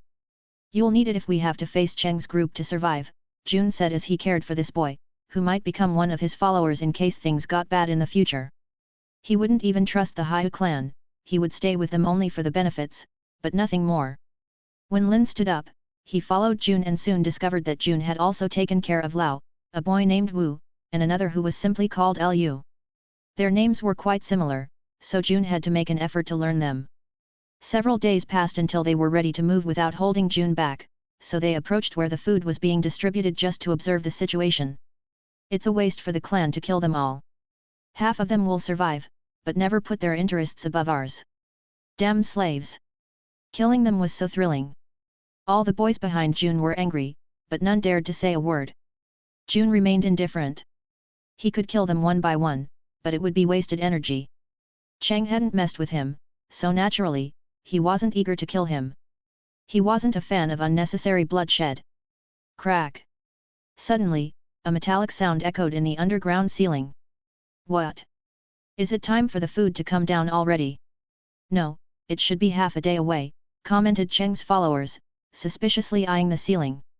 A large iron basket began to descend, and everyone jumped to their feet, expecting more food to be delivered. June, with his piercing gaze, said to the others, "We need to get as much food as possible." "We're ready," his followers behind him responded, eager for revenge. With June by their side, they knew he could easily kill Cheng, and those who had fully recovered with his help could face the rest of that murderous lunatic's followers. June had used his chi to help his followers recover. They were all in peak condition to fight, and he knew that if the trial didn't end now, this place was meant to leave only one survivor. His eyes remained on the basket, lowering the food in this place. However, he noticed something wasn't right. Why now? Many murmured to themselves as they watched the basket that had caught everyone's attention. At that moment, people with headbands, scarves, and cloaks covering their entire bodies began to emerge from the manual wooden elevator. What? Who are they? Before they could react, the masked figures began mercilessly beating the children. Screams of pain filled the air, and bodies fell helpless to the ground. The most stubborn children tried to resist, but they were no match for the adults trained in martial arts. The sound of beatings echoed everywhere. As brutal as they were, the children were just babies in the hands of these men. Cheng was also beaten. Only then, when most were being beaten, June murmured, "Don't resist, they'll hit you harder if you do." Without saying another word, June walked toward the light. When a masked man saw him, he tried to attack, but June didn't resist much. However, just as the hand was about to strike his body, it disappeared. Bam! Bam! Bam! 3 quick strikes hit the masked man's chest. He spat blood and collapsed unconscious. Everyone could see that June was the only one who had resisted, and the man who hadn't moved earlier murmured, "You haven't disappointed me, June." Chapter 12, Making an Entrance. Pum! Pum! Pum! June engaged in direct combat with 3 men dressed in black robes, without an ounce of fear. He knew this was his chance to prove he wasn't weak, to show these people his talent. That's why he threw himself into battle, facing 3 figures who ignored the other children and focused solely on June, who, for the record, wasn't suffering. Cheng lifted his head, watching June fight hand to hand. Jun's martial arts were impressive, using a style never seen before, and he was clearly winning. June wasn't extraordinary by any means, but the moment he started fighting, memories of a martial art using elbows and kicks flooded his mind. It felt like a surge of information, giving June the impression that perhaps in a past life he had known martial arts. He wasn't foolish enough to not take advantage of this edge he had over the others. That's why he moved quickly toward the figure in front of him, using his inner strength to withstand the heavy blows that were causing him many injuries. June didn't plan on defeating everyone. His goal was to reach the figure leading the group, knowing that one solid hit might stop the fight altogether. He wanted to challenge the man who, at first glance, seemed invincible. "Well, I like this. Come at me." The masked man accepted Jun's challenge, standing still without making a move. All the children who had been beaten stayed put, watching the fight in awe, unable to make sense of what they were witnessing. Crack! June broke one of the masked men's hands, but despite their visible injuries, they didn't back down. With swift steps, June darted through the group of enemies, charging toward the motionless masked man. But before he could strike, something heavy slammed into his stomach, sending him flying backward. Who? June stumbled before fully feeling the impact, reducing the blow's force just enough to stay in the fight. Still, at that moment, a deep voice echoed from above, "That's enough. We've seen more than enough to determine that you're our most perfect creation in over 1,000 years." June glanced at the speaker and lowered his head, showing no further desire to fight. The other children who had been beaten stood up, their eyes fixed on the man who resembled a giant bear in size. "I am Astaroth." "Of course, that's not my real name, just my title," said the massive figure, his gaze fixed on June, who didn't dare resist any further. "You've all been selected by the Haiyue Clan to earn a new life. You are not here to be tortured, but to win your freedom." Astaroth walked toward the frightened children and continued, each of you, without exception, was a slave before you came here. You were human trash worth no more than a coin. Had we not bought you, you would be nothing but larvae, humans living under others' control until death. Since we purchased you, you belong to us. If you want to be free, you'll have to pay what you're worth and pass all the trials to cease being slaves. June hid his satisfied smile, realizing that his deduction had been correct. They were being trained to become assassins, but less than half of them were worth anything. The word slave no longer existed in Jun's original world, but here, it was all too common. Living as a slave in these times meant certain death. If they didn't die serving a man with a bit of money, they'd die in war. June understood that the only way to survive here was to be strong. He realized that if he played his cards right, he could meet a different kind of fate, one dictated by power. It all came down to strength. In the end, that's what being the best in this trial meant. The Haiyue Clan offers you the chance to forge your own path in life once again. Of course, you'll need to follow our rules and adapt to us if you wish to avoid death. After saying this, Astaroth snapped his fingers, and from the shadows, expert assassins emerged from all corners, knocking out all the children. Take them to their designated cabins according to their skills. Chapter 13, A New Path. The ones selected for the next Crescent Moon trial are the best from the different branches of the Haiyue Clan. 9 of the Crescent Moons have the right to bring 2 representatives. 9 villages, 18 Crescent Moons, all part of the Haiyue Clan. Under identical evaluations, the best of the best will be chosen to represent their branch. June lay inside a straw hut, unconscious for some reason, even though it seemed to be daytime. He hadn't been beaten as hard as the others, but even if the beating had been worse, he would have healed thanks to his control over his inner energy. At that moment, June looked much better. His muscles were noticeable, and the strength hidden in his arms was something no one would have expected from him. His body was incredibly strong, so much so that even he hadn't fully explored its limits. But that wasn't important right now. June was staring at his reflection in a crystal-clear lake. He found himself in some kind of forest, the water reflecting his face, showing him how he looked at that moment. At least I'm somewhat in the middle ground. Still not sure if the women of this era appreciate beauty more than strength, June thought as he gazed at his reflection in the lake. He planned to cut his long hair once he woke up. He had no good ideas about how to style it, so he'd opt for something shorter. Aside from his Asian features, June didn't care much about other traits he hadn't identified as notable. After experiencing death numerous times, such small details were the last things he would notice. Now, he needed to figure out how to wake up. That lake is your inner energy. June turned to see an old man fishing beside him. He didn't know when the man had appeared, but given that he was currently unconscious, he didn't pay too much attention to it. Caught anything? June sat by the lake, dipping his feet into the water and gazing peacefully at the undisturbed surface. The old man smiled faintly and said, "You've come a long way, boy, but you must focus on the future and leave the past behind, or you won't wake up." Am I in a coma? June wasn't sure if this elder was his ancestral guardian or something like that. You've been poisoned with something special that enhances your inner energy, stabilizes your body's fatigue, and rejuvenates your muscles from undetectable wounds. Even so, this is your final test as the first chosen representative of the 9th Crescent Moon for the Death Tournament. The elder seemed to have his eyes closed, and June couldn't see him clearly. In many Chinese novels June had read, he knew opportunities like this existed. Ignoring it might mean missing a chance to improve. I'm the protagonist. June thought quietly, wondering if this was the right approach. The old man, of course, couldn't read thoughts, so he said, "You must leave everything behind to start a new life. Bury your past self and be reborn. My goal is to live without seeking death. Believe me, it would be very foolish to participate in that tournament." June had no intention of risking his life again. It's an opportunity. An opportunity. The Crescent Moons are the only ones permitted to leave the village for the human world. If you don't want to stay trapped here, you'll die without ever exploring the world. Your soul craves something greater than what this village conceals. You must venture out, seek new experiences, and make all of this worthwhile. Is that true? June reconsidered upon hearing this. Only one survives the trial. Since you're an orphan from the outside world, many of the clan members will try to kill you. You must be cautious during the test.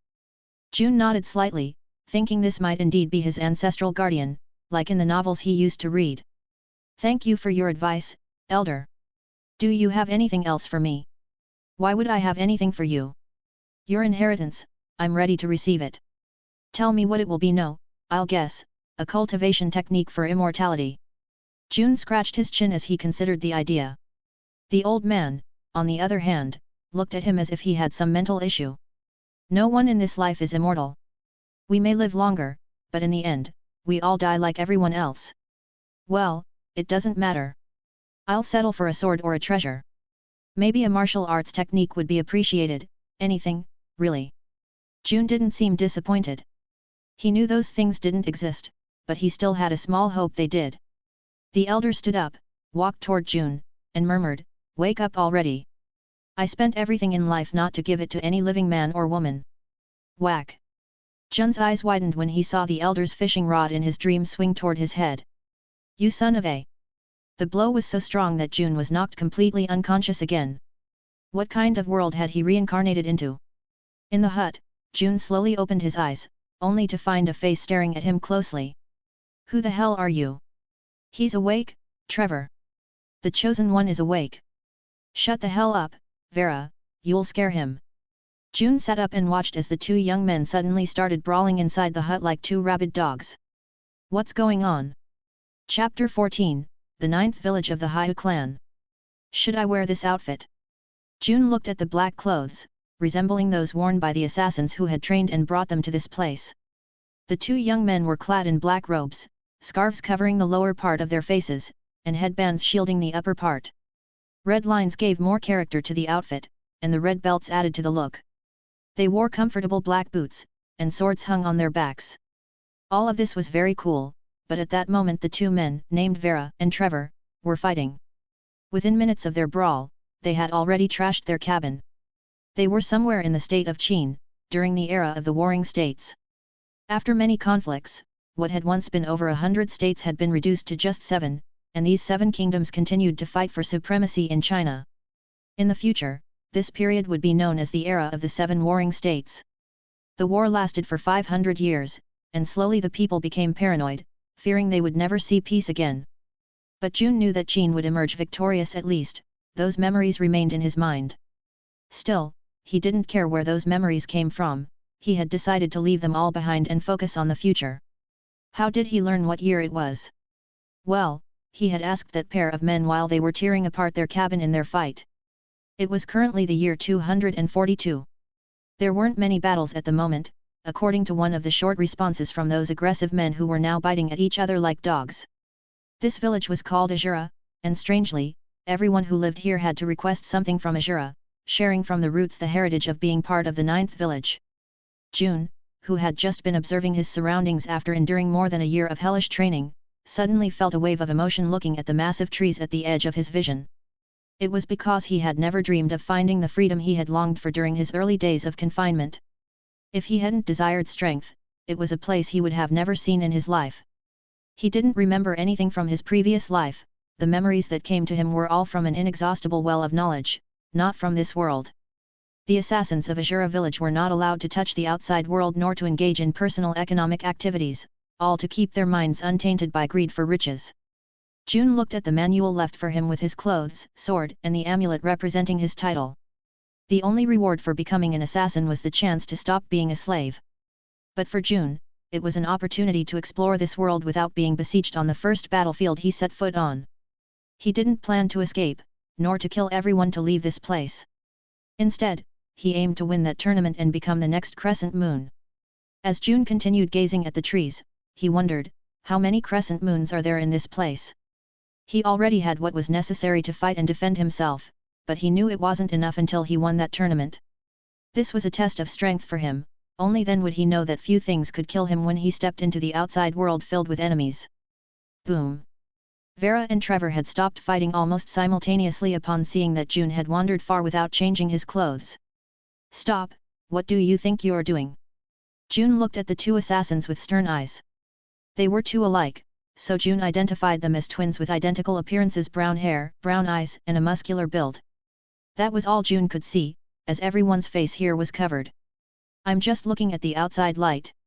You're supposed to change so we can take you to the crescent moon. June felt strange seeing those assassin eyes. Who knows how many people had died at the hands of these twin brothers? Then he raised his amulet. I've never seen that amulet in person. June glanced at the twins, who were gaping at the amulet on his arm. In response, he uttered a single sentence, I'll change in a second. That was enough. A place like this was extremely closed off, gloomy, and devoid of emotion.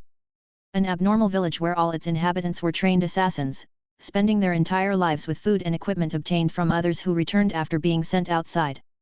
An assassin clan that had survived for over 1,000 years definitely had its special methods to avoid becoming entirely disconnected and to acquire everything the current era could offer. A perfect place to lose emotions. The expectation that it might be different was shattered as June slowly donned his outfit.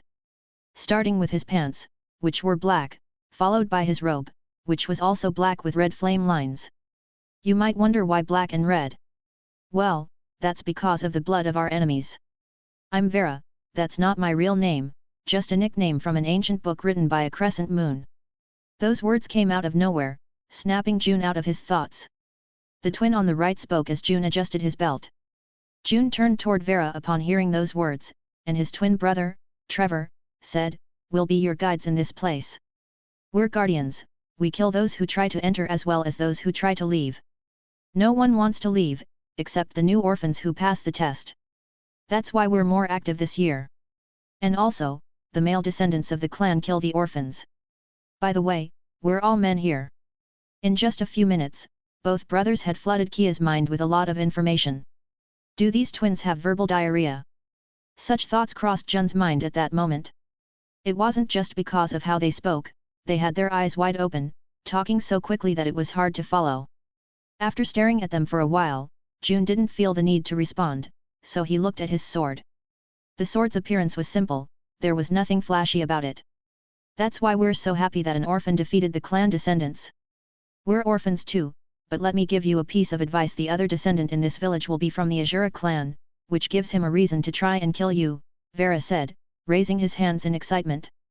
Trevor moved closer to June and added, if you're wondering about the quality of your sword, it's temporary until you choose the materials a year before the blood ceremony. I'm June. I see. Nice to meet you, I'm Vera. I'm Trevor. Chapter 15, The Pride of the Orphans. All the orphans of the Haiyue Clan, especially in this village, love you. You will definitely become a legend if you manage to win the Black Moon ceremony. I can't take it anymore. Trevor began to cry after Vera said this.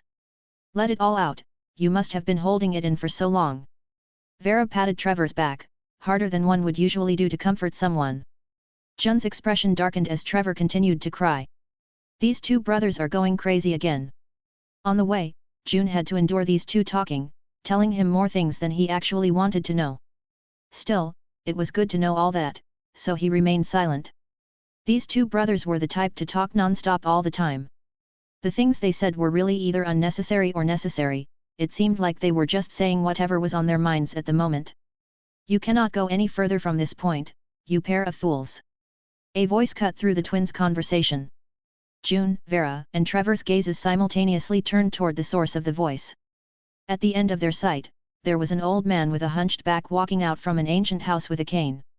He was an old man who could easily be considered someone who had entered the twilight of his life, his most striking feature being his faded white hair tied into a single braid. Age spots were blooming, just seeing his wrinkled skin was more than enough to take this into account. But even though he was an elderly man, apparently dressed in a plain white robe with no decoration, June felt a chill down his spine as soon as he saw him. Even with his hunched back, his large body, which seemed a little taller than his, and the bloodlust emanating from each of his steps made him look that way. Trevor and Vera, who had been in the middle of a shared cry, lifted their gazes in shock when the old man appeared and vanished, leaving June with some questions in his mind. We forgot to tell you where we were taking you, but we really hope to have a better conversation where you also tell us about yourself and the methods you used to survive, but not now. Rest in peace. I hope you learn. June frowned at the twins' behavior as they quickly continued with their words and disappeared. Then he shifted his gaze back to the old man. Who is he? Judging by the aura June felt, it seemed the twins were afraid of him. This told him that the old man was not an ordinary person.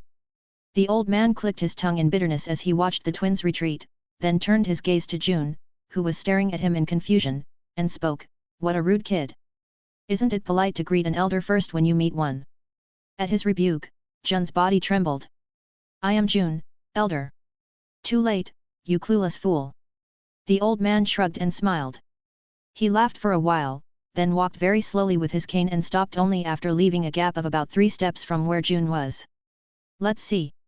A distance where you could attack or be attacked at any moment.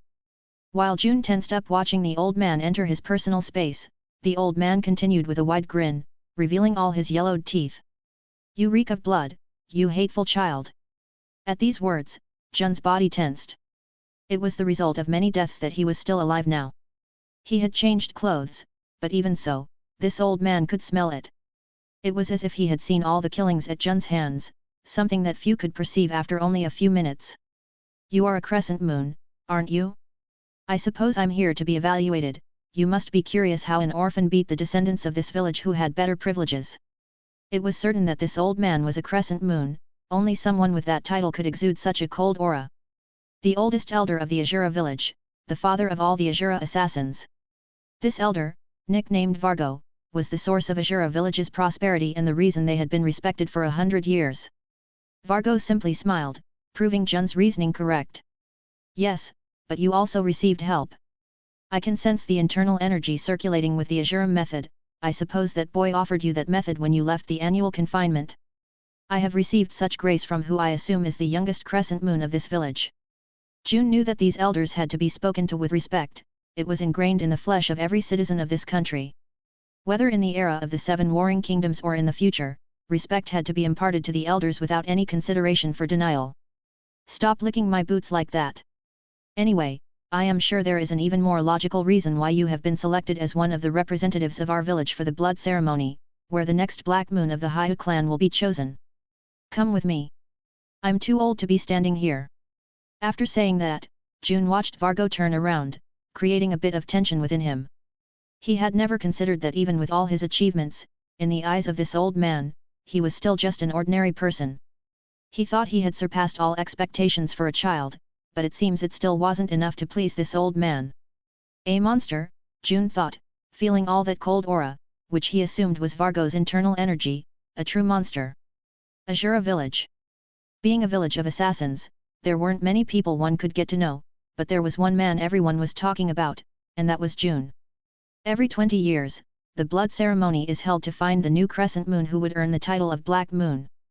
20 years ago, the Haiyue clan won the title, so it was expected that this year they would have it in their hands again. Jun had been announced as the orphan survivor who was now an Haiyue of the village, someone who had passed the annual confinement test in the most deadly section of all the participants. The orphans were placed randomly in the 5 lower levels, while in the 5 upper levels, the descendants of the Haiyue village were assigned by drawing lots. It made sense, not much was expected of the village descendants because they were naturally excellent. But who would have imagined that Haiyue Jun would earn his privilege as the first candidate for the blood ceremony to be held in 4 years? All those who had once been orphans respected Jun. As for the descendants, there was an equal respect for something that hadn't been done in over 1,000 years. The test was the same for all 9 villages, they all had the same rules to ensure fair selection. Choosing Jun was no mistake, it was possibly a blessing.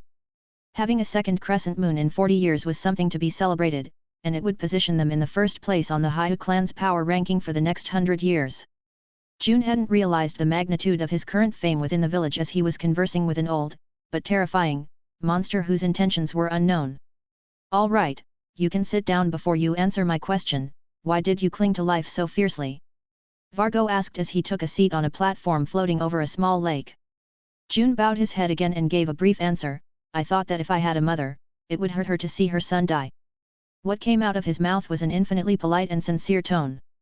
All natural, without adding anything that might cast doubt on his words. Jun knew he needed to make a good impression on this elder. As long as he earned the favor of this ancient figure, he could earn the right to claim his title as the Black Moon. With that thought in mind, Vera made a comment, a childish answer. Vargo's words, filled with laughter, followed.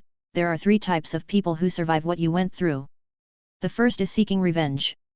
The second is crazy, totally insane. As for the third, they seek something else that they don't even know themselves. After saying this, Vargo leaned the upper part of his body toward Vera and continued laughing. Let's see, from the way you speak, you don't seem like a fool, and your eyes don't reveal madness, so you're not even insane. So, are you seeking revenge against the clan that locked you in that dark place? I would never dare. Are you saying I'm lying? Not at all. Vargo still didn't let June sit down and said, your words tell me nothing. I want you to be more specific, tell me why I shouldn't believe you survived out of revenge. A question of life and death. If June lied, he would be killed.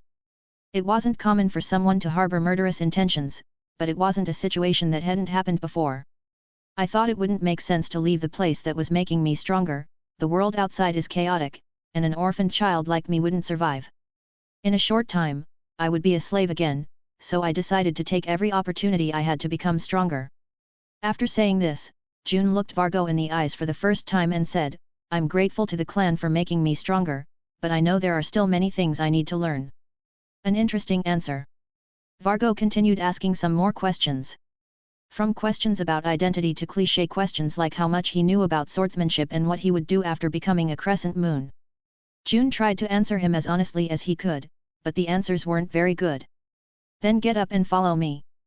Vargo did not give June a chance to sit down. Where are we going? June was a bit confused by the elder's randomness. Didn't you say you wanted to become a powerful warrior? Then we should first see your skills with a sword. Words that seemed simple and clumsy at the same time. June, who had such thoughts, nodded slightly, and Vargo, with his characteristically mischievous smile, posed a question, so, are you good with a sword?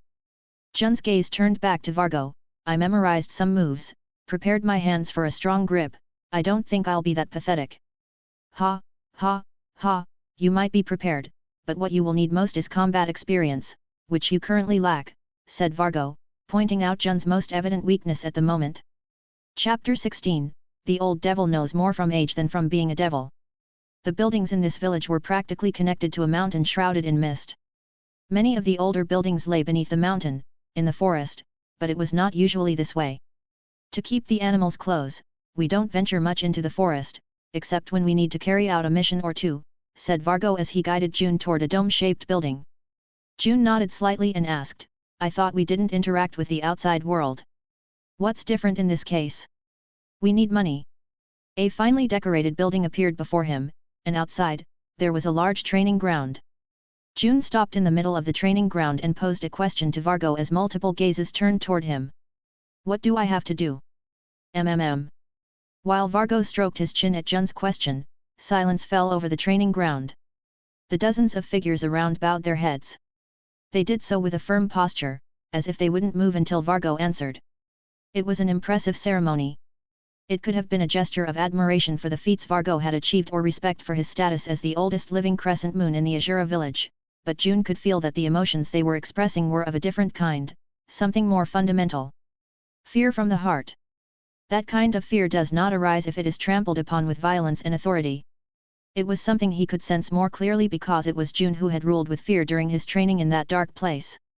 June could roughly guess the reason why they were so courteous to Vargo. He is the father of all the assassins in Azura village today and one of the strongest in the Haiyue clan. The nickname comes from the fact that he created a cruel training method for those Azura who wanted to participate in the blood ceremony to claim the title of a Black Moon and, with it, the future title of Crescent Moon. All participants in the blood ceremonies are between 17 and 20 years old, but in Azura village, they send only 15-year-old assassins because they start their training at 9. While June was lost in his thoughts, Vargo, who was alternating his gaze between the assassins and June, made an expression as if he had realized something and opened his mouth. It seems that the idiot who is my disciple also gave you the sword art he believes in.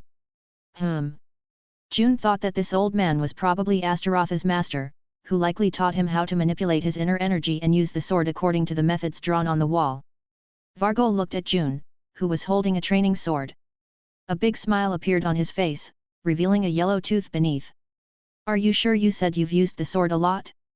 Fight against 12 of these guys at once and win. What do you want to see? Your swordsmanship and your inner energy in combat. These are trainees who decided not to participate in the training test out of fear. June sighed in response to his indifferent answer. The intent was clear. My sword. He would like to see him use his inner energy and how far he had learned the martial art of the Crescent Moon dance. Vargo was revealing his intentions too openly, it seemed he didn't care if everyone knew about them. The fact that the words he had spoken could not be taken as a joke was something even the trainee assassins were aware of. However, what he said with a smile meant he was finally going to test his true skills, and he was trying to measure how much he could do with that power. June took a deep breath and then nodded. If that's what you want to see, then fine. There was no reason to hide it. No, it was better to reveal it. What he wanted was to be trained by this old man to shed the feeling of still being weak. He wanted to feel secure for the blood ceremony in these last years he had. For that, he must prove himself to Vargo by showing his strength as much as possible. June calmed his mind and continued speaking while looking at Vargo. Can I use everything I know? Are you talking about restrictions? You don't have any, after all, that's your skill. Good. Guys, get ready. Crack. Crack. Crack. 12 figures moved at the same time. As Vargo walked to the corner of the training room, the figures began to surround June. Seeing such a spectacle, June assumed a defensive stance and made a mental sketch of all his adversaries, then gripped his sword tightly while controlling his breathing. A formation that surrounded him from all sides. No one had ever surrounded him, he was always the one who stayed a step ahead of his enemies all the time. But this time, being put in a somewhat uncomfortable situation, he had to pay attention to the details. The details would give him victory, whether in this place or anywhere else. As long as he paid attention, nothing could stop him. June began to move his inner energy through every part of his body, especially his legs. He needed a speed beyond superhuman to escape the initial attack. Inner energy was something everyone had, but few had the ability to use it properly, given that it is like an uncontrollable muscle everyone uses when fighting, having S**x, or simply running. But June had the full ability to use that muscle, so he first focused on improving his speed. What is needed to win a battle against many enemies is to attack target by target. Not all attacked him, or many would be injured. That's why he needed to focus on the strongest ones. Visually, there were large and small figures, all holding a sharp sword that could kill him. There are blind spots that are inevitable because the human body depends on vision. They will come after him. After a few seconds, Jun's aura increased. Not many could see it, but those who manipulated inner energy saw a dark mist beginning to surround him. June at that moment was frightening. I won't use the edge of my sword. June felt his senses sharpen, then uttered words that left him lethargic, feeling his movements were restrained. The chi invaded his body. A feeling of exhilaration filled his being as the surroundings seemed to grow colder, and everyone felt as if they were standing before an extremely dangerous predator. June felt better than ever, but he knew this sensation wouldn't last long. Manipulating inner energy was exhausting, so he had to be quick. A brief silence that could be broken at any moment. The assassins raised their wooden swords. June held his training sword with both hands. After a brief battle of nerves, June felt the wind approaching from behind. His turn was immediate, it wasn't a grand movement, but a great response, almost automatic. With a minimal movement, twisting the trajectory of the wooden sword slightly as it approached his body, June brushed his own sword against it, returning the blow twice as hard and momentarily knocking one attacker out of combat. What followed was a simultaneous barrage of sword attacks from all directions. Clang! Clang! Clang! June was incredibly fast, managing to visualize everything around him with quick movements, moving as if he were stepping on the ground without any gravity weighing on his body. Arg! At that moment, June felt the need to kill to escape the group attack. The wild sensation, which could be called thirst or ecstasy, and the raw violence that had been lurking in a corner of his heart began to show their fangs. June smiled involuntarily at the sensation that returned to him after awakening in this village. No mercy, no victory. Clang! I am June, I am 10 years old, and I will become the most powerful man in this world. June thought as the force of his attacks made his rivals' swords explode into a cloud of wooden dust. Boom!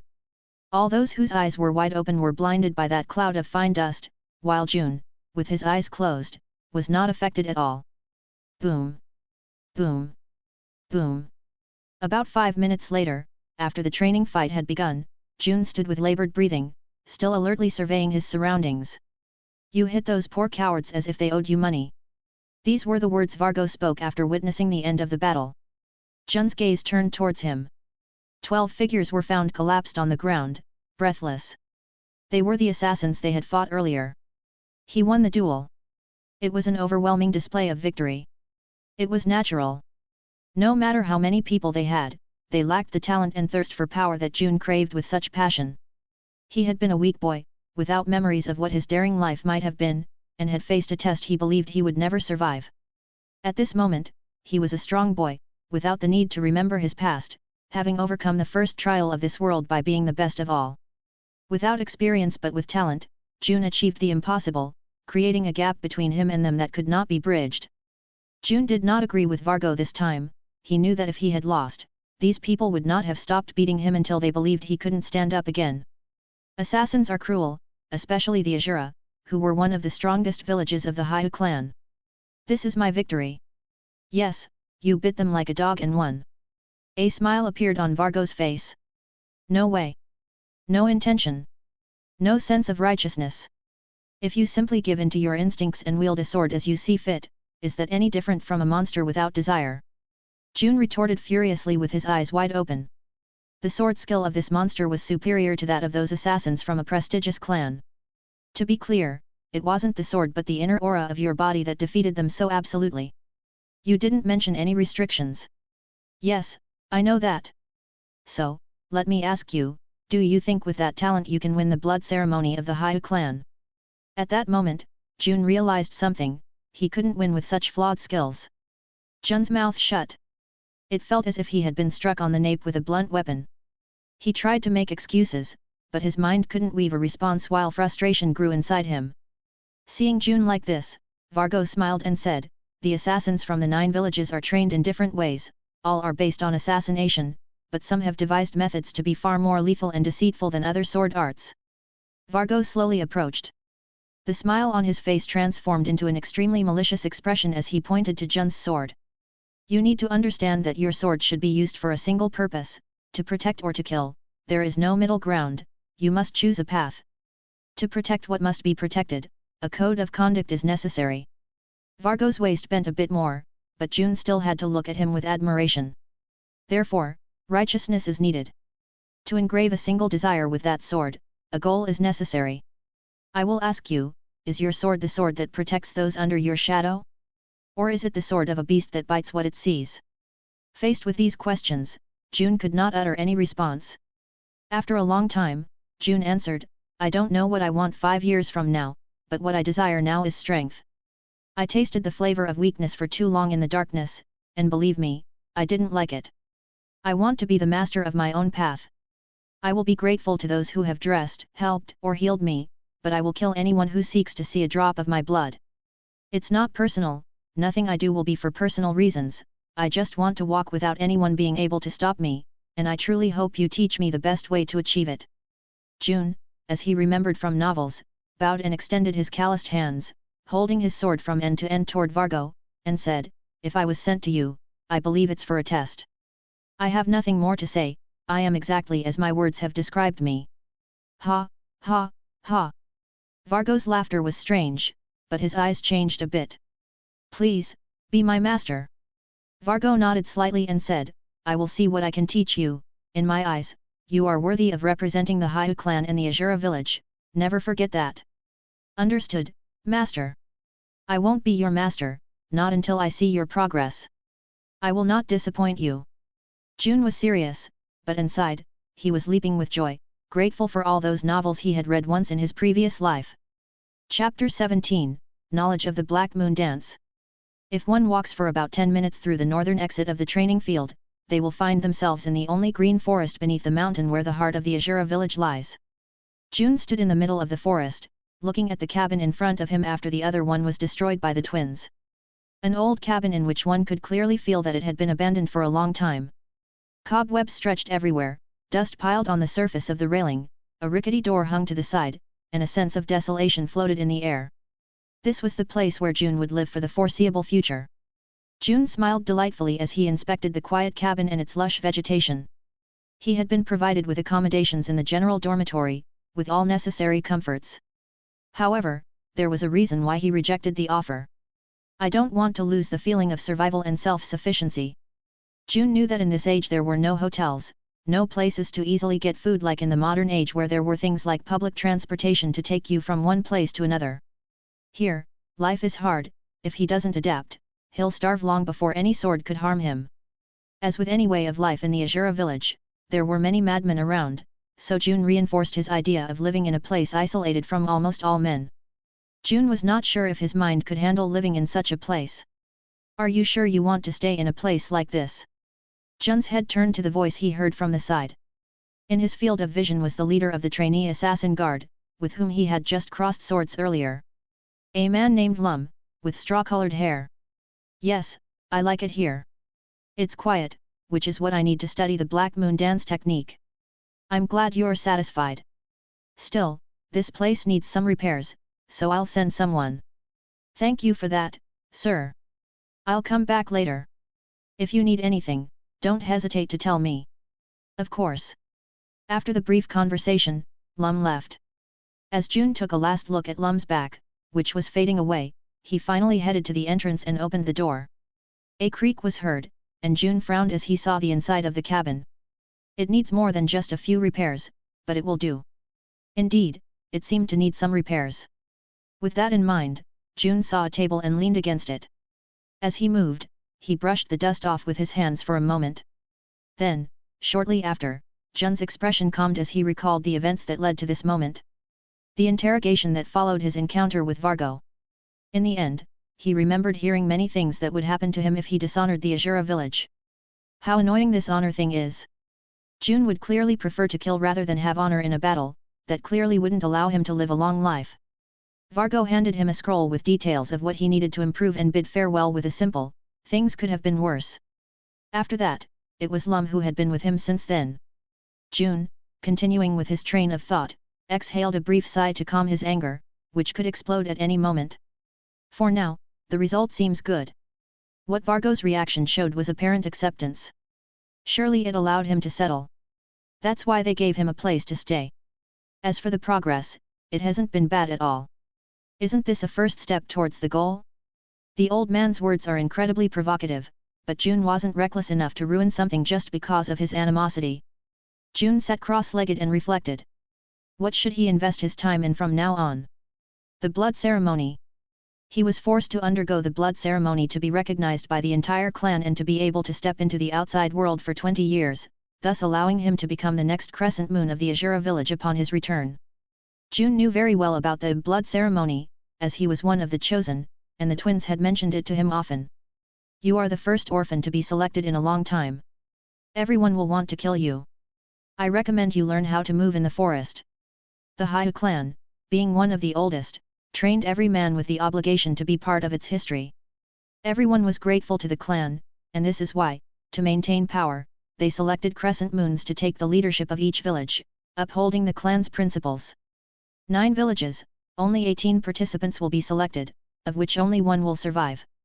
There were no more because the clan wanted to maintain its power. They were the most active in killing large groups of criminals for the kingdoms, who paid them large sums of gold. Many wanted to buy the clan's help for their needs, but they always remained neutral, with each branch dedicating its time to a powerful kingdom, taking advantage of it, and gaining profit in exchange for protection, assassination, or messenger services. June knew that if he wanted to be the Black Moon, who could be in the outside world for years, he needed to win or else he would die. He is 10 years old now. It is said that when he turns 15, he will face the trial, so he should not waste time, as his enemies are the best from each village. The twins, who now guarded the exits of the Azura village, were there to understand the meaning of true protection. I must become one with the forest, only then will I survive. Some time after arriving in the village, he would receive his true sword. June wanted tough, sharp materials, heavy but with a simple appearance, and if possible, the blade's edge should be red. He would forget where he came from, make his future intentions clear, and navigate like a fish in water. It didn't matter where he learned how to create smoke bombs, light a fire, or skin a rabbit, all this knowledge was divine for his survival. Just simple enlightenment for whoever was behind his life. The only thing he hoped for was that his story would be interesting to many. This was just the beginning, and there were still things to see. At the watchtower at the edge of the forest, June was reviewing the manual of the Black Moon dance. June let out a small sigh after finding many of his mistakes. To improve his foundation, he wanted to ask the twins for help, who had been enthusiastic about him winning. Now he would find out if that enthusiasm was real or unfounded. With his amulet, no one arrested him for being beyond the permitted limits, everyone just watched him from afar. Those twins had to be around somewhere, so he finally found them while wandering aimlessly. As Vargo had mentioned, he lacked experience using his sword, so he wanted to face the twins or have them share their wisdom. The sense of righteousness Vargo had spoken of. He thought the safest way to forge it into swordsmanship was with intention, so he went to other people he met on the way, but they all refused to teach him because they didn't know how to do it. Those twins are demons, the reason they weren't selected to fight is that their time didn't align with the selection. June sighed at the thought that crossed his mind and then walked toward Trevor with resounding steps. Soon after, Trevor turned his head. "Oh, June, how have you been?" "I've been fine." June bowed slightly in response to Trevor's words and quickly got to the point. It wasn't in Jun's nature to be kind and polite, but he was in a situation of need. "I wanted to gain experience in the Black Moon dance. I asked around, and they said you were the best in terms of legality, so now I'm here to see you. Can you be my mentor until I have enough to move on to the next level?" "Ah." After the long request, Trevor let out a slight sound and nodded with a calm smile. "Well, you've come to the right place. The art of our sword focuses on an area most of the assassins here are not familiar with." Trevor stood up as soon as he finished, then pointed to a building and continued, "Why don't we go in and chat there?" June nodded and followed Trevor. After delving deeper into the frontier settlements, June arrived at a more distant room, doubting the scene before his eyes. A library. June was surprised to see some things that were not in line with the outside world. It was as if whoever created this clan was not from the current era of China. The nicknames of the assassins, their innovative constructions, swords, food, a system designed not to kill each other, and many other things. Believe it or not, you'll need theory before going straight to practice. Trevor acted normally because his brother wasn't by his side. Many said he became an idiot whenever both brothers were together. "Fine, I'll listen carefully." June was interested in what Trevor might say. Firstly, a master of the sword isn't something you can become simply by memorizing a skill or something like that, you know? Although there will always be special people, why do you think experience always wins? They develop mental agility to face each situation in battle. June knew how to adapt, but it wasn't the same as adapting through knowledge. "Correct, you know more than I expected." So, right now, June made an effort to learn everything that was necessary. Chapter 18, The Changing Chi of People. As always, theory is a good foundation before diving into practice. That's why June was thoroughly instructed by years of experience in the art of the Black Moon dance. This sword style was based on a brutal approach to killing. Regardless of the method, every movement in this art was aimed at killing opponents. Silent, fast, and fierce, it had no comparison with other sword styles because it was literally based on massacres. The first part of the dance taught one to protect oneself. What is the fastest way to do so? By killing the enemy quickly. A single sword movement should be aimed at cutting any limb, damaging the artery, and causing the enemy to bleed out. After the theoretical instruction, June went straight to practice, this time using only wooden swords. Needless to say, he lost in a lamentable manner. Round after round, his movements were ineffective in penetrating Trevor's defenses. "June, your sword can be faster and more powerful.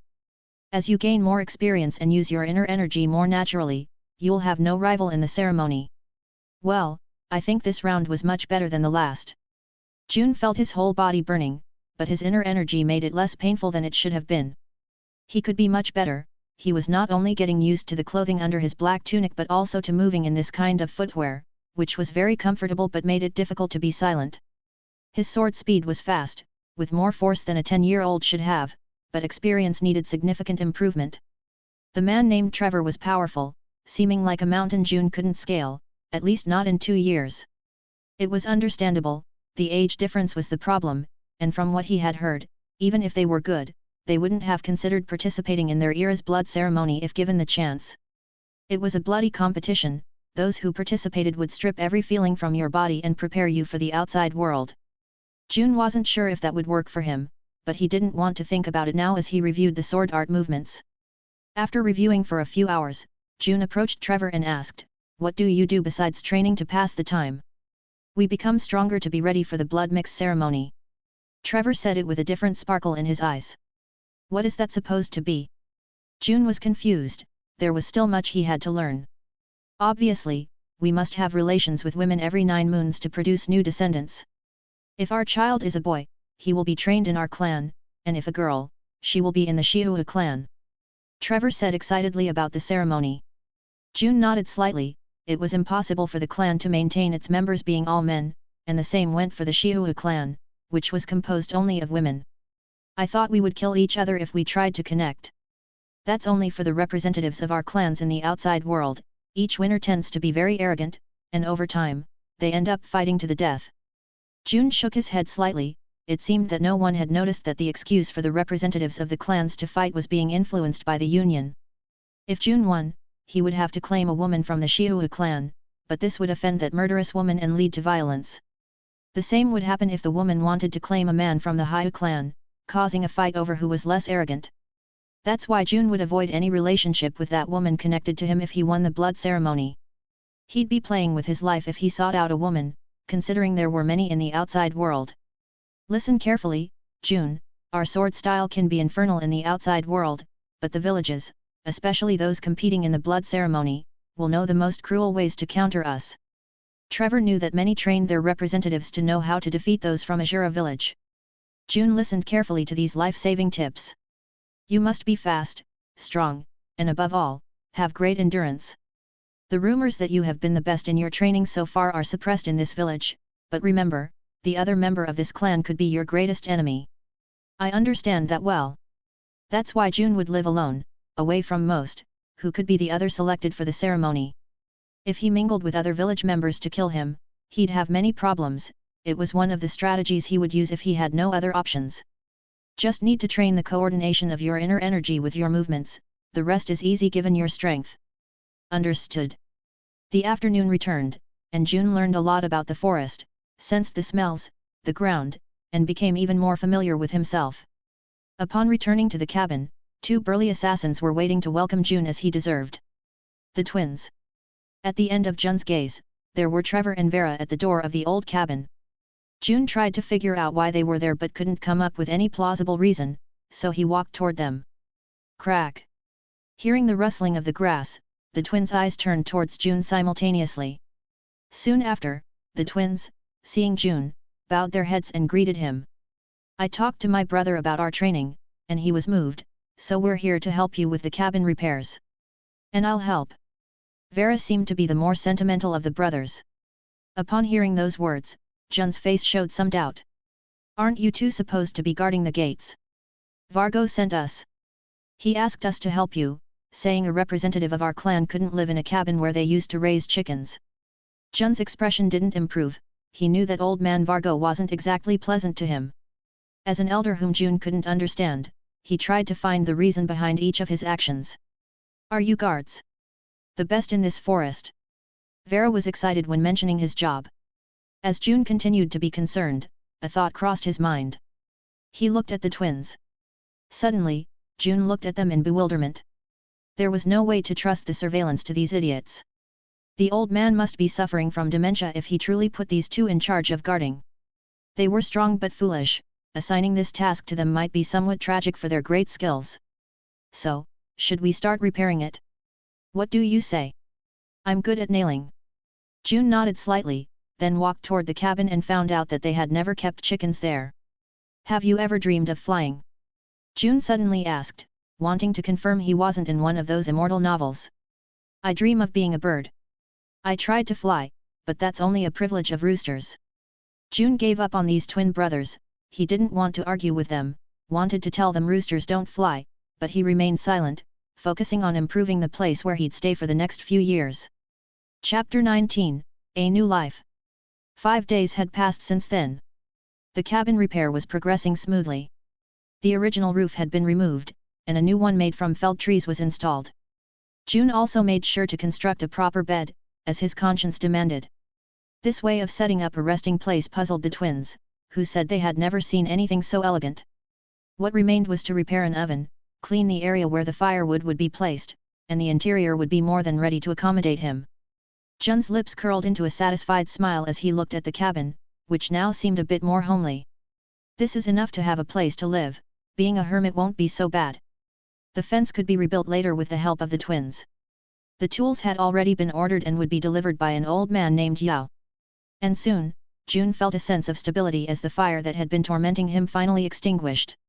He then moved to the center of the vacant lot in front of the cabin. Today I'll put that into practice, June thought, looking at the training field he had designed himself. It was a day to showcase the new ideas he had for battle, which he had been devising over the past few days. The path June had chosen for himself was one where nothing mattered more than killing his opponent without exposing himself. He had read the textbook from Trevor to build basic knowledge about martial arts, and based on that, he tried to approach power in various ways. In the end, he concluded that there were many brilliant things he could do with inner energy. He shouldn't use his great skills to expose himself within the body but rather outside it, gaining greater use of his inner energy. When using his sword, he contained his power within it, but if he did it outside, his control was greater and the destruction unparalleled. If it was difficult to respond to a situation immediately, he could create an environment where no immediate response was necessary. By law, the space itself is imprinted with the power of the rules. If you turn the surrounding area into a battleground advantageous to you, all previous deficiencies would be compensated. Like in the last battle where many enemies surrounded him, that was a disadvantageous field in a closed environment, so he shouldn't respond to those attacks but avoid them through external skills. A curtain of dust? Using his skills in addition to the sword might be a good idea, something he hadn't considered until now. June, after improving his skills, began to create some supplements he wanted to use in emergencies. A smoke bomb, wind, or sound were some of the things June worked on silently so these things wouldn't escape his jurisdiction. It wasn't an honor duel, so if they planned to attack him all together, he would use his advantages over the attackers. So, June shifted his thoughts away from his other weapons. He wanted to focus on what he should excel at in a fight. By using his inner energy more regularly, he could generate greater brutality in battle. That's what he had learned from the tests, although there was a downside, his skills would be harder to manage. Fortunately, the necessary theory for conception was extracted from studying the intentions received from Trevor, who was the only one helping him. Then, making a test, he moved his dark energy around his body externally. A cold aura began to surround him, but there was no real manifestation on the outside. It was impossible to manifest the inner energy for others to see unless they were masters. One could notice it through the fear it instilled. It was an aura darkened by unjustifiable evil actions. June was surrounded by this aura. It wasn't his fault, it was common among people from Azura village, who were accustomed to being brutal in their training. At that moment, he moved. His training sword whistled in the wind, and every part of his tunic fluttered. Boom! The first impact hit a trunk, which exploded into 1,000 pieces, a brutal demonstration of this new method that was simply aggressive. There was no technique behind that blow, just one where he used his extreme speed and a fierce attack that could cut his enemies in two or send them flying several meters. June had no explanation for this kind of strength. He thought this world wouldn't be so normal if, at his age of only 10 years, he could do this. That explained a lot about the world he was in. He remembered many things, among them the only one he read about the warring states of China, which narrates the bold journey of the king of Qin and a boy who wants to become the commander of the heavens. But as soon as he wanted to remember more, he couldn't, there was nothing else to recall. It's not so bad, June murmured, looking at his reflection in a water puddle.